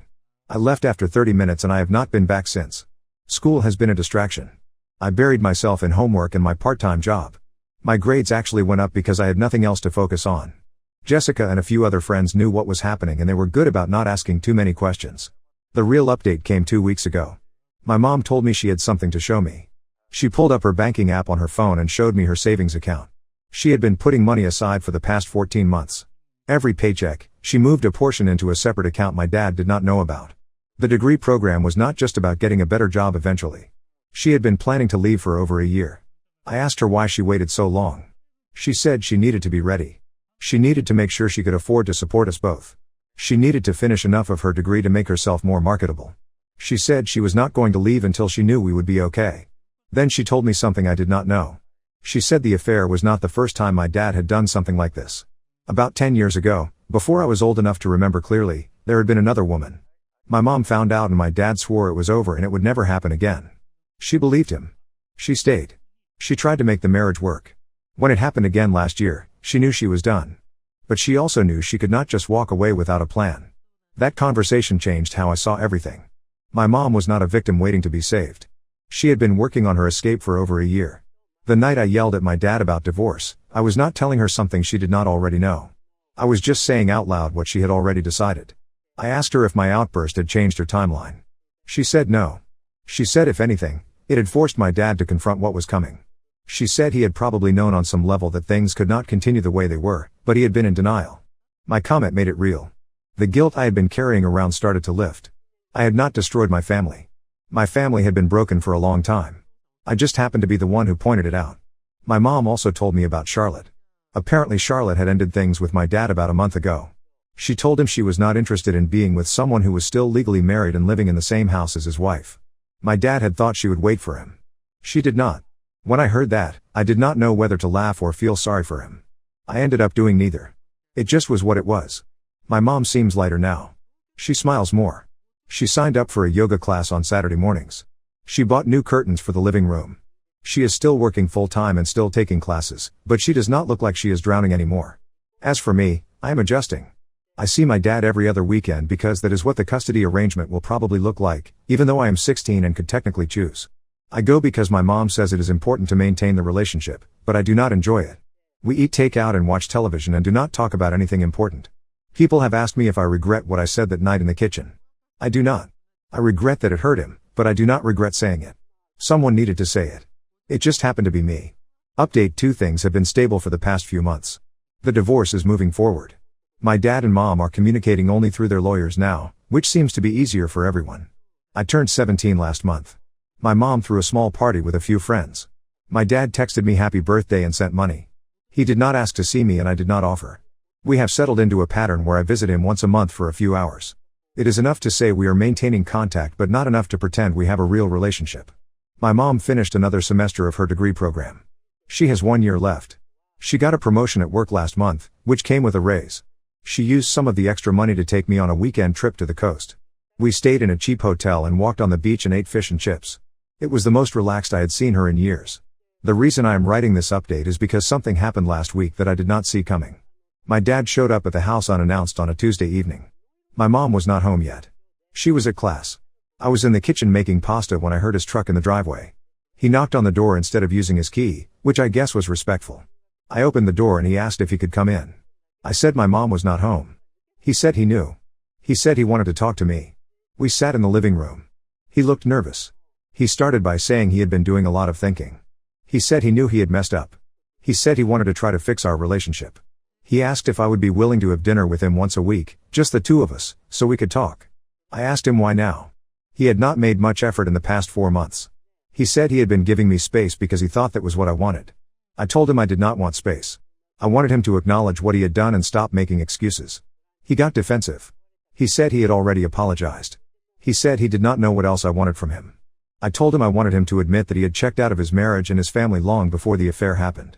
I wanted him to admit that he had let my mom carry everything while he did nothing. I wanted him to stop acting like the affair was some isolated mistake and recognize it was part of a pattern. He did not like that. He said I was too young to understand how complicated adult relationships are. That was the wrong thing to say. I told him I was old enough to see him come home every day and sit on the couch while mom worked 2 jobs. I was old enough to wash the dog at 10 at night because he could not be bothered. I was old enough to watch her cry at the kitchen table. He left after that. He said he had tried. He said if I wanted to have a relationship with him, I knew where to find him. Then he walked out. My mom got home an hour later. I told her what happened. She was not surprised. She said he had reached out to her last week asking if she thought I would be open to spending more time with him. She had told him he needed to talk to me directly. She said he probably thought he could smooth things over with one conversation. I asked her if she thought I was being too hard on him. She said no. She said I had every right to feel however I felt. She said forgiveness was not something anyone could demand. It had to be earned. A few days later, my dad sent me a long text message. He said he was sorry for getting defensive. He said he understood why I was angry. He said he hoped someday we could rebuild our relationship but he would respect my boundaries in the meantime. It was a better apology than the one he had given in person, but it still felt incomplete. It did not address the actual issues. It was just words. I have not responded to the text yet. I do not know if I will. My mom and I have gotten closer through all of this. We watch movies together on Friday nights. She asks me about school and actually listens to the answers. We cook dinner together and talk about random things. It is not perfect but it is better than it has ever been. I know people expect some big resolution where my dad and I reconcile and everything is fine. That is not going to happen. Maybe eventually we will have some kind of relationship, but it will not be the same as it was. Too much has happened. I am not interested in pretending otherwise. Update 3. I am writing this final update because a few people asked me to close the loop. It has been almost 9 months since the original post. The divorce was finalized last month. My mom kept the house and most of the savings. My dad kept his truck and his tools and his retirement account. They split everything else. The custody arrangement is officially that I spend every other weekend with my dad, but in practice I see him about once a month. He stopped pushing for more time after our conversation a few months ago. My mom graduated from her degree program 2 weeks ago. I went to the ceremony. She walked across the stage and got her diploma and I took about 100 photos. Afterward, we went out to dinner at a nice restaurant. She ordered wine and I had pasta and we talked about her plans. She is looking for a new job now, something with better pay and better hours. She has already had 2 interviews. The house feels completely different now. My mom repainted the living room and the kitchen. She bought new furniture. She hung up pictures she had kept in a box for years. She plays music all the time now. She hums while she cooks. Small things, but they add up. As for my dad, I have not seen him in about 6 weeks. He texted me a few times asking if I wanted to get lunch or see a movie. I did not respond. I am not trying to punish him. I just do not have anything to say to him right now. Maybe that will change eventually. Maybe it will not. I did learn one more thing recently. My mom told me that Charlotte, the woman my dad had the affair with, got engaged to someone else a few months ago. My dad found out through mutual acquaintances at work. My mom heard about it through her lawyer, who heard it from his lawyer. Apparently, my dad took it hard. He had convinced himself that once the divorce was final, he and Charlotte might get back together. That was never going to happen. I do not feel sorry for him. I know that might sound harsh, but I do not. He made his choices. He has to live with them. My mom is dating someone now. His name is Alan. He works at the same company she does, but in a different department. They met at a training session a few months ago. She was nervous about telling me, but I told her it was fine. I met him once. He seems nice. He asked my mom if she needed help carrying groceries in from the car and then he actually helped. The bar is low, but at least he clears it. I graduate high school next year. I am looking at colleges. My mom and I have been visiting campuses on weekends. She is excited about it in a way that surprises me. She keeps talking about how proud she is.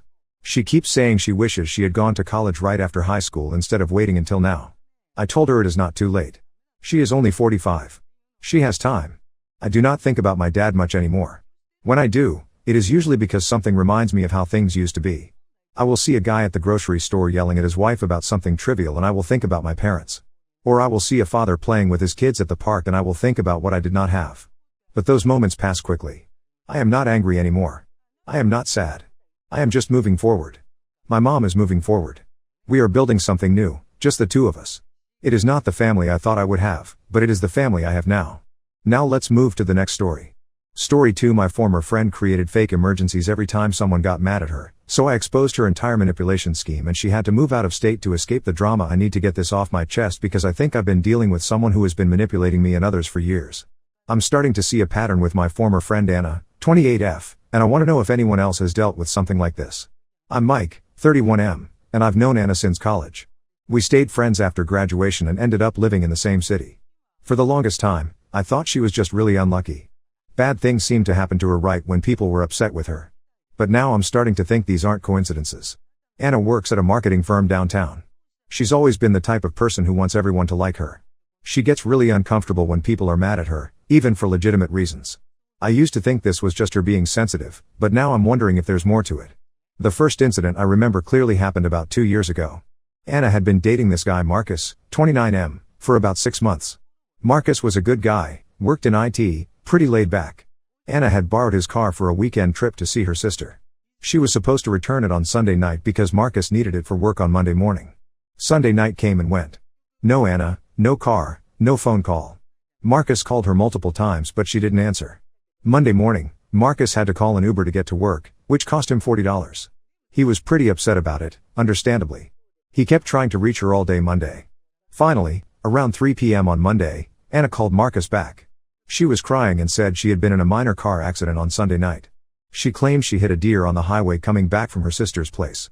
The car wasn't badly damaged, just a small dent in the front bumper, but she said she was so shaken up that she couldn't drive anymore that night. She stayed at a motel and didn't call because her phone was dead and she forgot her charger. Marcus immediately felt terrible for being upset with her.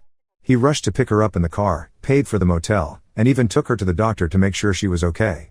The whole conversation about her not communicating and leaving him stranded just disappeared. When I talked to Marcus later, he mentioned that Anna kept saying she hoped he wasn't mad at her because of the accident. At the time, I thought it was just bad timing. Accidents happen, right? But looking back, there were some things that didn't quite add up. The accident happened on a straight stretch of highway that Anna had driven dozens of times. She never mentioned seeing the deer before hitting it, which seemed odd. And her sister lived only 2 hours away, so even if she left late, she should have been back by Sunday night. The second incident happened about 8 months later. Anna had gotten a promotion at work, which came with more responsibilities. She was supposed to present a big project to some important clients on a Thursday morning. This was a make or break presentation for her career. She had been working on it for weeks. Wednesday night, Anna called me around 11 p.m. She was at the emergency room. She said she had been cooking dinner and accidentally cut her hand with a knife while chopping vegetables. She sent me a photo of her hand with bandages and said she needed 12 stitches. She was going to miss the presentation the next day. Her boss, Jennifer, 45F, was furious when she found out. This was a huge client, and they had specifically requested to work with Anna. Jennifer had to scramble to find someone else to give the presentation at the last minute. When Jennifer called Anna to discuss what happened, Anna kept emphasizing how sorry she was and how she hoped Jennifer wouldn't hold the accident against her. The presentation ended up going okay with a different team member, but it wasn't what the client had originally wanted. Anna kept her job, but there was definitely tension between her and Jennifer for months afterward. Anna would often mention how she felt bad that Jennifer seemed cold toward her after her accident. The third major incident happened last spring. Anna had been subletting part of her apartment to her friend Lisa, 26F, to help with rent. Lisa was a grad student, pretty quiet, always paid her share on time. They had been living together for about 4 months without any issues. In March, Lisa's grandmother passed away.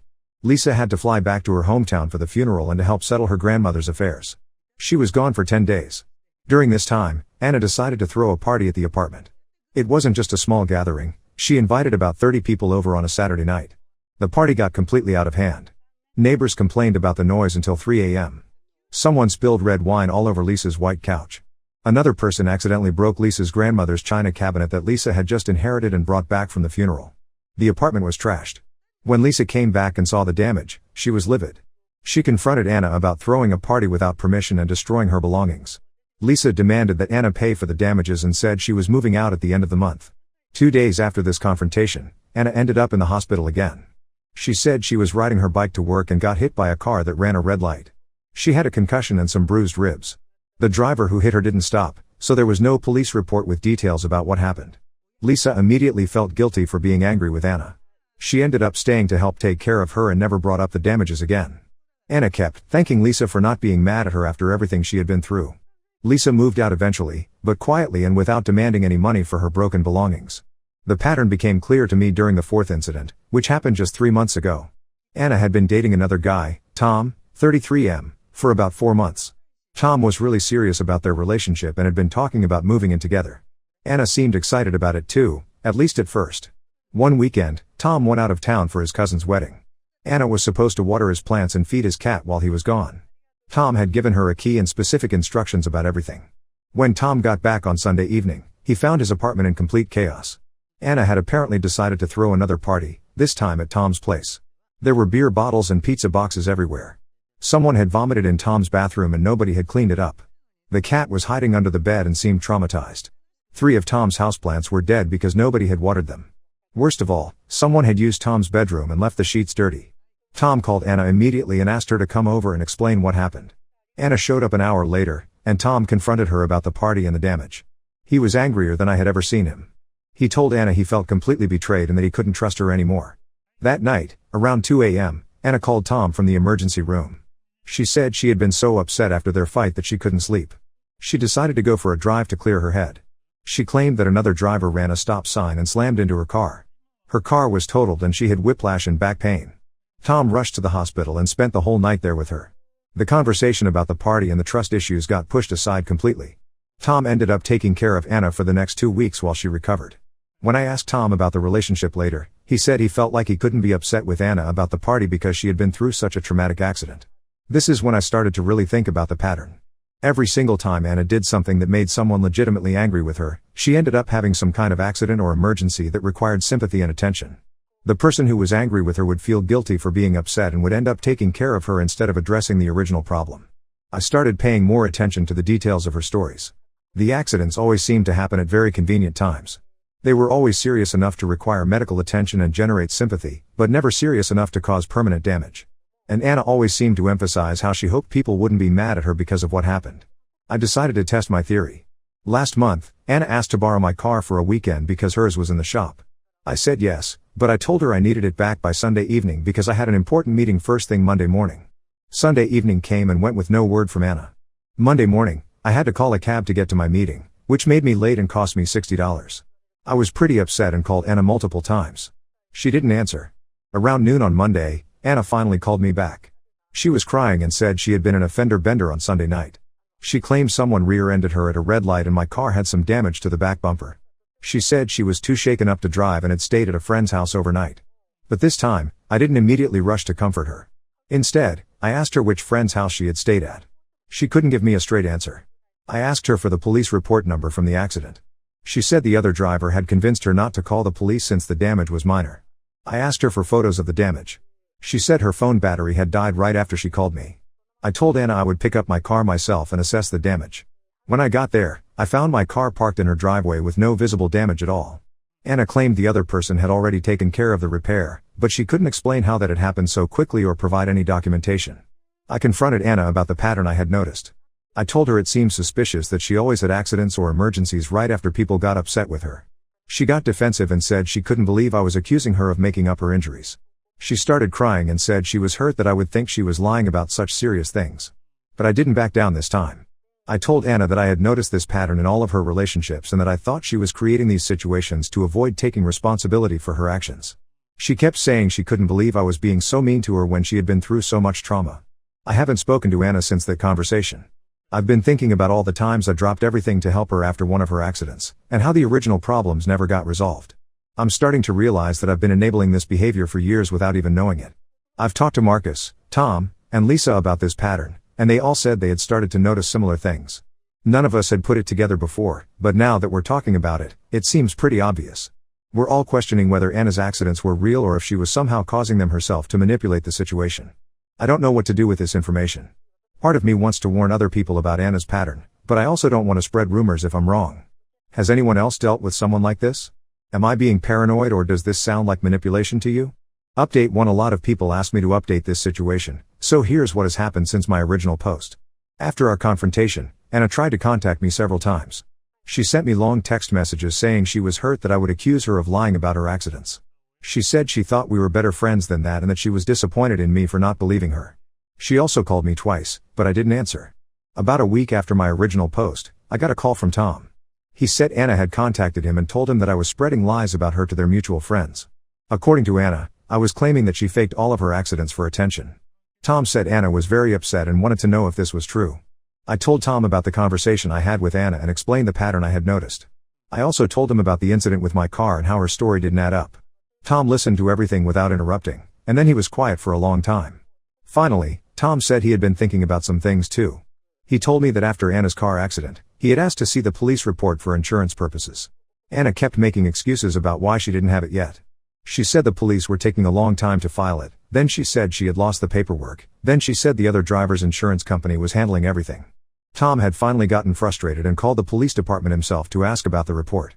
The police told him there was no record of any accident involving Anna's car on the night she claimed it happened. When Tom confronted Anna about this, she said she must have given him the wrong date and time. She promised to get him the correct information, but she never did. Tom also mentioned something else that had been bothering him. The night of Anna's accident, she had called him from the hospital around 2 a.m. But when he arrived at the emergency room, the staff told him that Anna had only been there for about 20 minutes. If she had really been in a car accident earlier that evening, why had she waited so long to go to the hospital? We talked for almost an hour, and Tom told me he was starting to question everything about his relationship with Anna. He said he had been planning to propose to her before the incident with his apartment, but now he was having serious doubts about whether he really knew her at all. 2 days after my conversation with Tom, I got a call from Lisa. She said Anna had reached out to her too, claiming that I was trying to turn all of her friends against her. Lisa wanted to hear my side of the story. I explained everything to Lisa, including the pattern I had noticed and the incident with my car. Lisa listened carefully and then told me something that made my stomach drop. Lisa said that after Anna's bike accident, she had offered to help Anna file an insurance claim. Lisa worked part-time at an insurance office during grad school, so she knew the process well. Anna had seemed grateful for the help and promised to get Lisa all the necessary paperwork. But when Lisa asked for the police report, Anna said there wasn't one because the driver who hit her had fled the scene. Lisa explained that hit-and-run accidents still required police reports, especially if there were injuries involved. Anna said she had been too shaken up to think clearly and hadn't called the police right away. Lisa offered to help Anna file a delayed police report, but Anna kept making excuses. She said she didn't remember the exact location where it happened, or what the other car looked like, or exactly what time it occurred. Eventually, Lisa gave up trying to help. But here's the part that really bothered Lisa. A few weeks after the accident, Lisa was walking near Anna's workplace and saw Anna's bike chained up outside the building. The bike looked completely normal, no damage, no scratches, nothing that would suggest it had been hit by a car. When Lisa asked Anna about it later, Anna said she had gotten the bike repaired already. But Lisa had been around bikes her whole life, and she said there was no way that bike had ever been in an accident. Lisa also told me something else. The weekend Anna threw the party at Lisa's apartment, Lisa had actually come back a day early from her grandmother's funeral. She had planned to surprise Anna and maybe cook dinner together as a way to cheer herself up after the difficult week. When Lisa got to the apartment around 6 p.m. on Saturday, the party was already in full swing. Lisa was shocked to see so many strangers in her home, especially since she had just buried her grandmother 2 days earlier. But what really upset her was Anna's reaction when she saw Lisa walk in. Anna didn't look surprised or embarrassed. She looked annoyed. She pulled Lisa aside and asked why she was back early and why she hadn't called first. Lisa said it felt like Anna was treating her like an intruder in her own home. Anna then spent the next hour trying to convince Lisa to go stay at a hotel for the night so the party could continue. Lisa ended up leaving and staying with another friend overnight. She came back the next morning to find the damage I had mentioned in my original post. But she had never told anyone about coming back early because she felt like maybe she was being unreasonable for being upset about the party so soon after her grandmother's death. Now Lisa was starting to wonder if Anna had planned the whole thing, knowing that Lisa would feel too guilty to be properly angry about it if something traumatic happened to Anna afterward. The more we all talked, the more inconsistencies we found in Anna's stories. Marcus remembered that when Anna had her car accident with the deer, she had called him from what sounded like a busy road, not a quiet motel. Tom realized that Anna's whiplash and back pain had disappeared remarkably quickly. She was back to her normal activities within a few days, which seemed unusual for the serious injuries she had described. We decided to do something that probably wasn't very mature, but we were all feeling pretty manipulated and wanted to know the truth. Tom still had a key to Anna's apartment from when they were dating, and he knew her work schedule. The three of us decided to look around her place to see if we could find any evidence of what was really going on. I want to be clear that we weren't planning to take anything or damage anything. We just wanted to see if there was anything that might explain the pattern we had all noticed. I know this was probably wrong, but we all felt like we needed answers. We went to Anna's apartment on a Thursday afternoon when we knew she would be at work. The place was messier than I expected, with papers and documents scattered around everywhere. We started looking through some of the paperwork on her desk, thinking maybe we would find insurance claims or medical records that would either confirm or contradict her stories. What we found was much worse than we expected. Anna had a folder labeled Emergency Fund that contained detailed notes about each of her accidents. The notes included dates, times, people involved, and what appeared to be planned explanations for each incident. For the car accident with Marcus, she had written notes about deer migration patterns and the best time of year for deer-related accidents. For the bike accident, she had researched typical injuries from bike accidents and how long they usually took to heal. For the cooking accident, she had looked up information about knife cuts and emergency room procedures. Most disturbing was a note about Tom's apartment. She had written a detailed plan for what she called damage control after the party. The plan included having an accident serious enough to require hospitalization, but not serious enough to cause permanent injury. She had even researched which intersections near Tom's apartment had the highest accident rates. We took photos of the documents with our phones and left everything exactly as we found it. We were all pretty shaken up by what we had discovered. It was one thing to suspect that Anna was manipulating situations, but it was another thing to see written evidence that she had been planning these incidents. We met at a coffee shop afterward to decide what to do with this information. Tom was the most upset because he had been planning to propose to Anna. Lisa was angry about how Anna had used her grandmother's death as cover for throwing a destructive party. I just felt stupid for not seeing the pattern sooner. We agreed that we all needed to cut contact with Anna completely. We also agreed that if she had any future accidents or emergencies, we would not respond or offer help. We decided not to share the photos we had taken with anyone else, at least not yet, because we weren't sure about the legal implications of how we had obtained them. But the story doesn't end there. Anna must have figured out that we had been in her apartment, because 2 days later, she called each of us with a new emergency. She claimed that someone had broken into her apartment and stolen some important documents. She said she was scared and needed our help figuring out what to do. None of us responded to her calls or messages. For the first time since I had known Anna, she had an emergency and didn't get any sympathy or attention from the people she was trying to manipulate. It felt like a weird victory, but also kind of sad. I couldn't help but wonder how long she had been doing this and how many people she had manipulated over the years. Update 2. I didn't expect to have another update so soon, but Anna's behavior has escalated in ways I didn't see coming, and some new information has come to light that changes everything. After my last update, Anna tried for about 2 weeks to get responses from me, Tom, and Lisa. She sent increasingly desperate messages claiming she was scared about the break-in and needed our help. When none of us responded, she started reaching out to other mutual friends. Anna told people that the three of us had suddenly turned against her for no reason. She said we were being cruel and abandoning her during a difficult time. She specifically told people that I had become jealous of her relationship with Tom and was trying to sabotage their friendship group. Most of our mutual friends didn't really take sides, but a few people did reach out to ask what was going on. I kept my responses brief and just said that Anna and I had different perspectives on some things and had decided to take a break from our friendship. I didn't want to get into the details because I still wasn't sure how much I should share about what we had discovered. About 3 weeks ago, I got a call from someone I hadn't expected to hear from, Anna's sister Emma, 25F. Emma lived about 4 hours away and I had only met her a few times at family gatherings over the years. She seemed nice enough, but we had never really talked much. Emma said she had been thinking about calling me for a while because she was worried about Anna. She said Anna had mentioned that her friend group was having some drama, but Emma wanted to get my perspective on what was happening. I wasn't sure how much to tell Emma, so I started by asking her some general questions about Anna. Emma was quiet for a moment, then she said she was glad I had called because she had been having her own concerns about Anna's behavior for a long time. Emma told me that Anna had been having accidents and emergencies for as long as she could remember, usually right after family arguments or when their parents were upset with her about something. Emma said she had started to notice the pattern when they were in high school, but she had never said anything because she felt like it would be cruel to accuse her sister of making up injuries. Emma then told me about an incident that happened last Christmas that made her start to really question what was going on. Anna had gotten into an argument with their parents about her spending habits. Their parents had found out that Anna had run up significant credit card debt and had been asking to borrow money from relatives without telling her parents about it. Their parents were pretty upset and told Anna they were disappointed in her dishonesty. They said they would help her with the debt, but she needed to be more responsible and transparent about her finances going forward. Anna got defensive and stormed out of the house. 2 hours later, Anna called from the emergency room.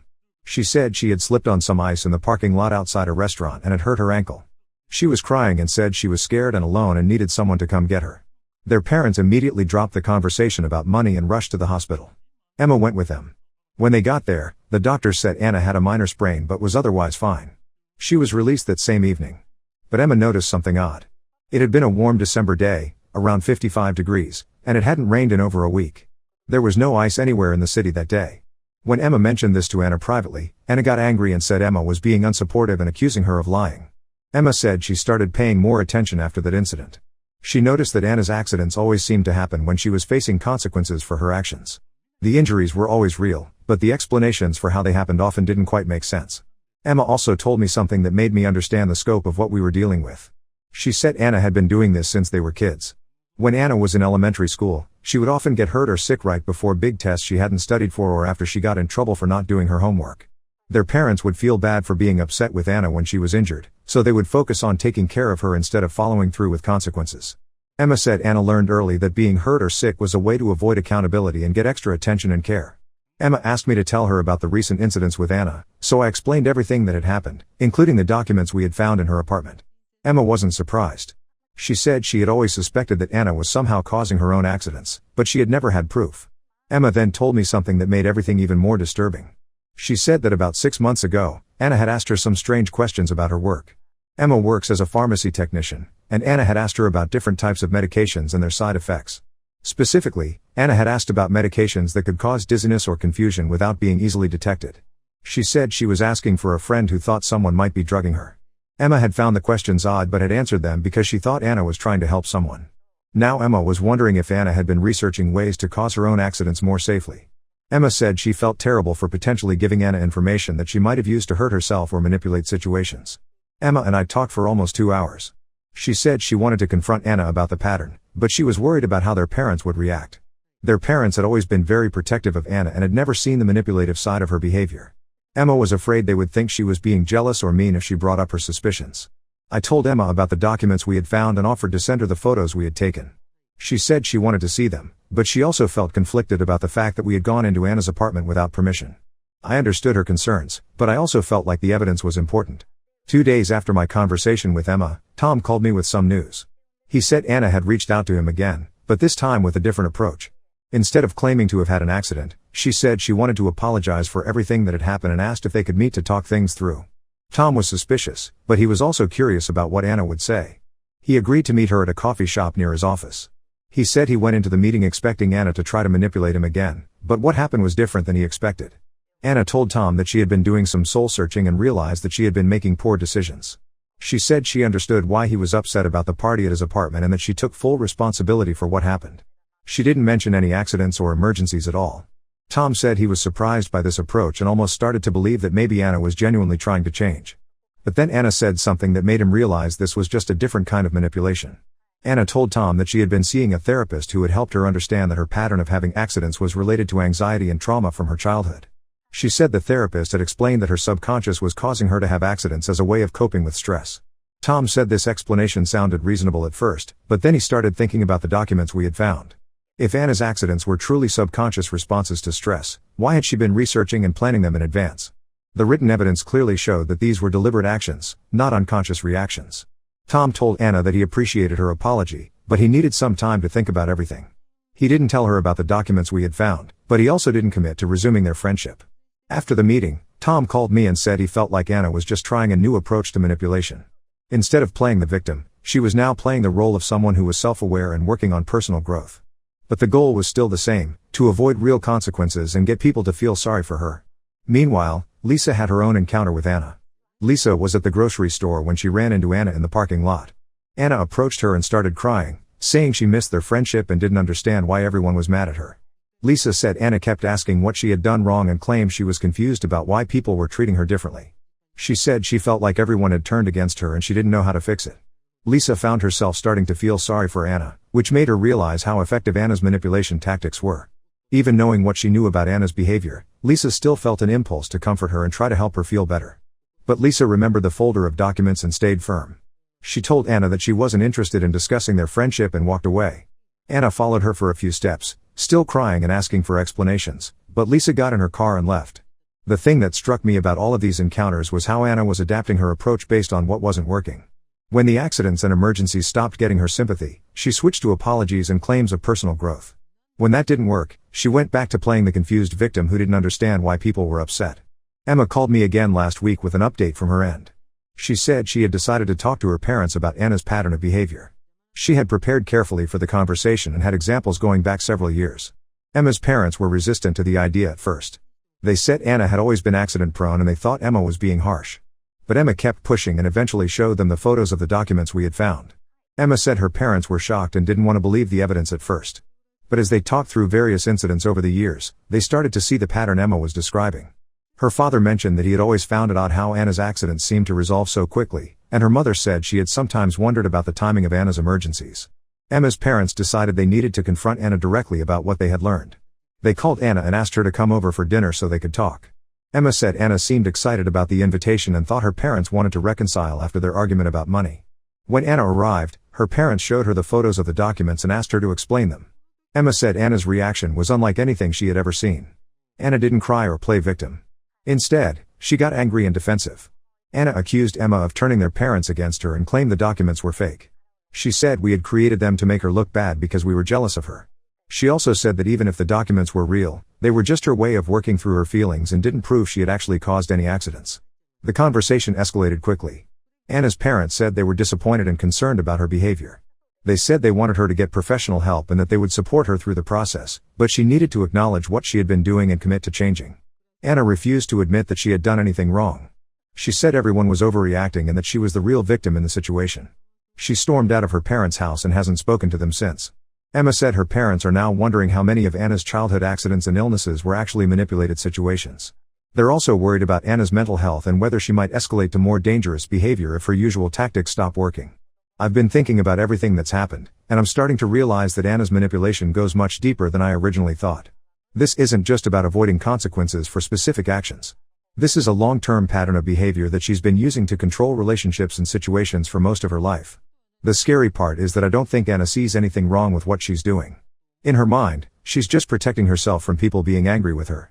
She doesn't seem to understand or care about how her behavior affects other people or how it damages relationships. I'm not sure what's going to happen next, but I'm glad that the people who were being manipulated now understand what was going on. At least now we can make informed decisions about how to interact with Anna going forward. Update 3. This will be my final update on the Anna situation. Things have reached a conclusion of sorts, though not in the way any of us expected. After Anna's confrontation with her parents, things were quiet for about a week. None of us heard from her, and I started to hope that maybe she had finally understood that her manipulation tactics weren't working anymore and would leave us alone. But then Emma called me with some disturbing news. Anna had been posting on social media about how her family and friends had abandoned her during a difficult time in her life. She was being vague about the details, but she was clearly trying to paint herself as the victim of some kind of group betrayal. The posts were getting a lot of sympathy from people who didn't know the full story. Old college friends and distant relatives were commenting with supportive messages and asking what they could do to help. Anna was responding to these comments with vague references to false accusations and family drama. Emma was particularly upset because some of their extended family members had started reaching out to her parents, asking why they were being so hard on Anna. Emma's parents were in a difficult position because they didn't want to share the details of what they had discovered, but they also didn't want people to think they had abandoned Anna for no reason. A few days later, Tom got a call from his cousin Jessica, 29F, who had been friends with Anna in college. Jessica said she had seen Anna's posts and was concerned. She asked Tom if he knew what was going on and whether there was anything she could do to help Anna. Tom was torn about how much to share, but he decided to tell Jessica about the pattern we had discovered. He explained about the documents and the timeline of accidents that always seemed to coincide with Anna being in trouble for something.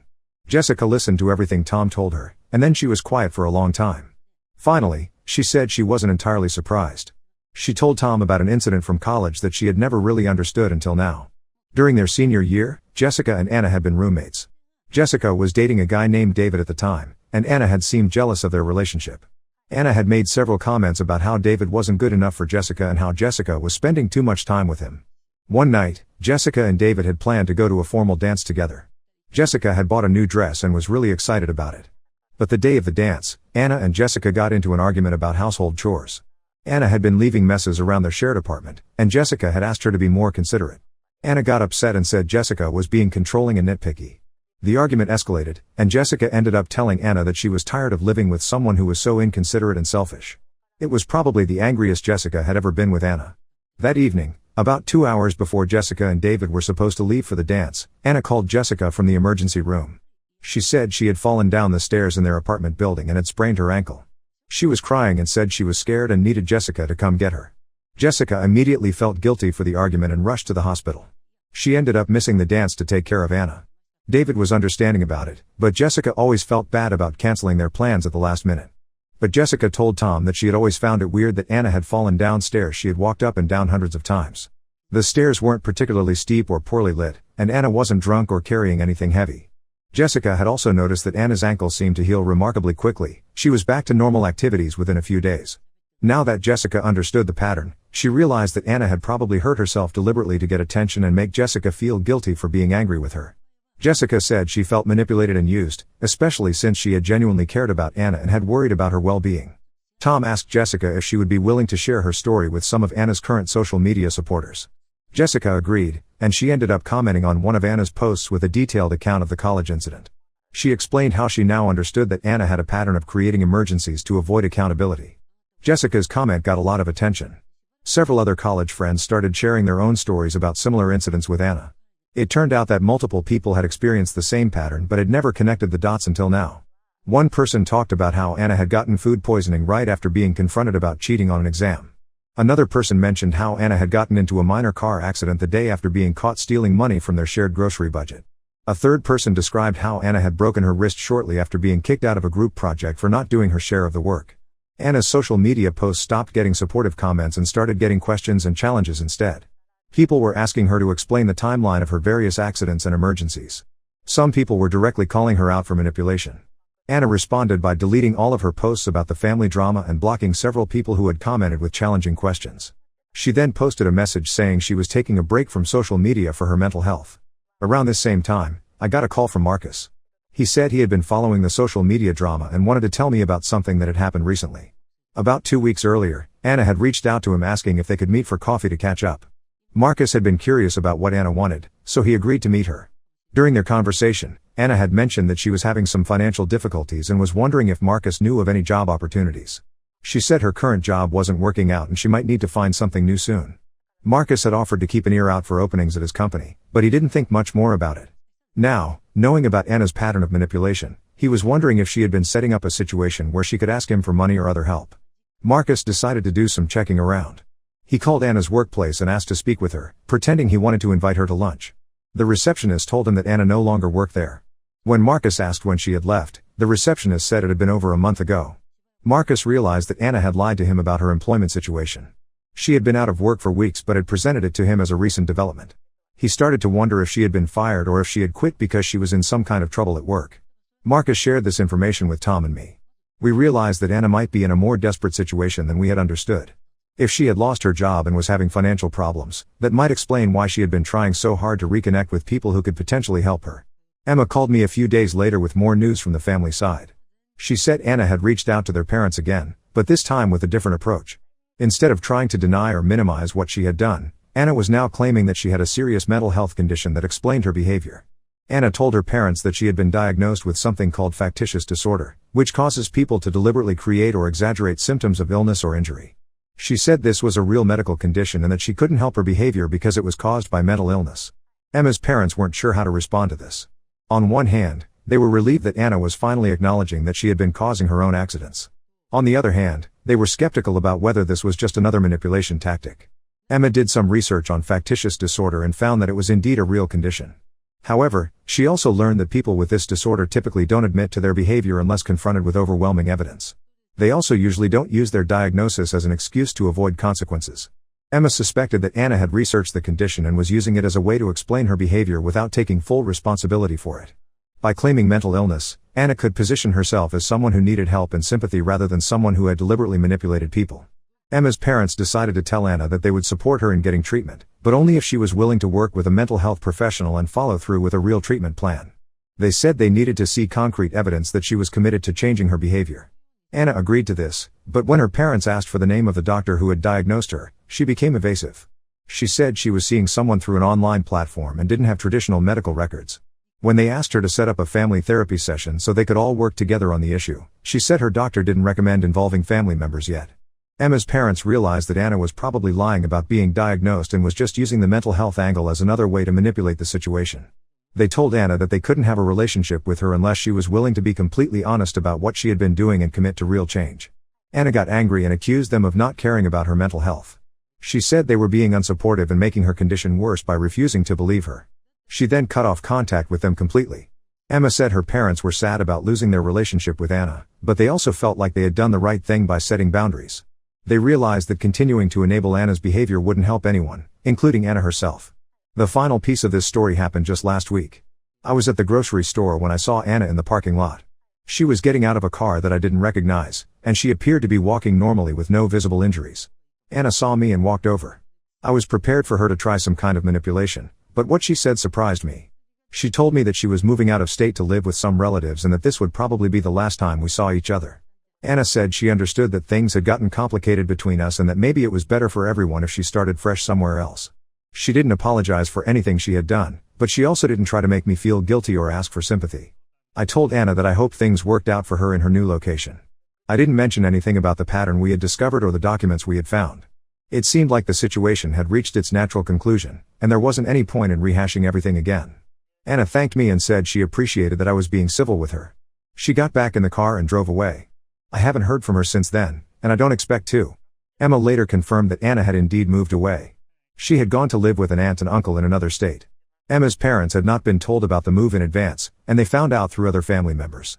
Emma said her parents were hurt that Anna had left without saying goodbye, but they also felt like it might be the best outcome for everyone.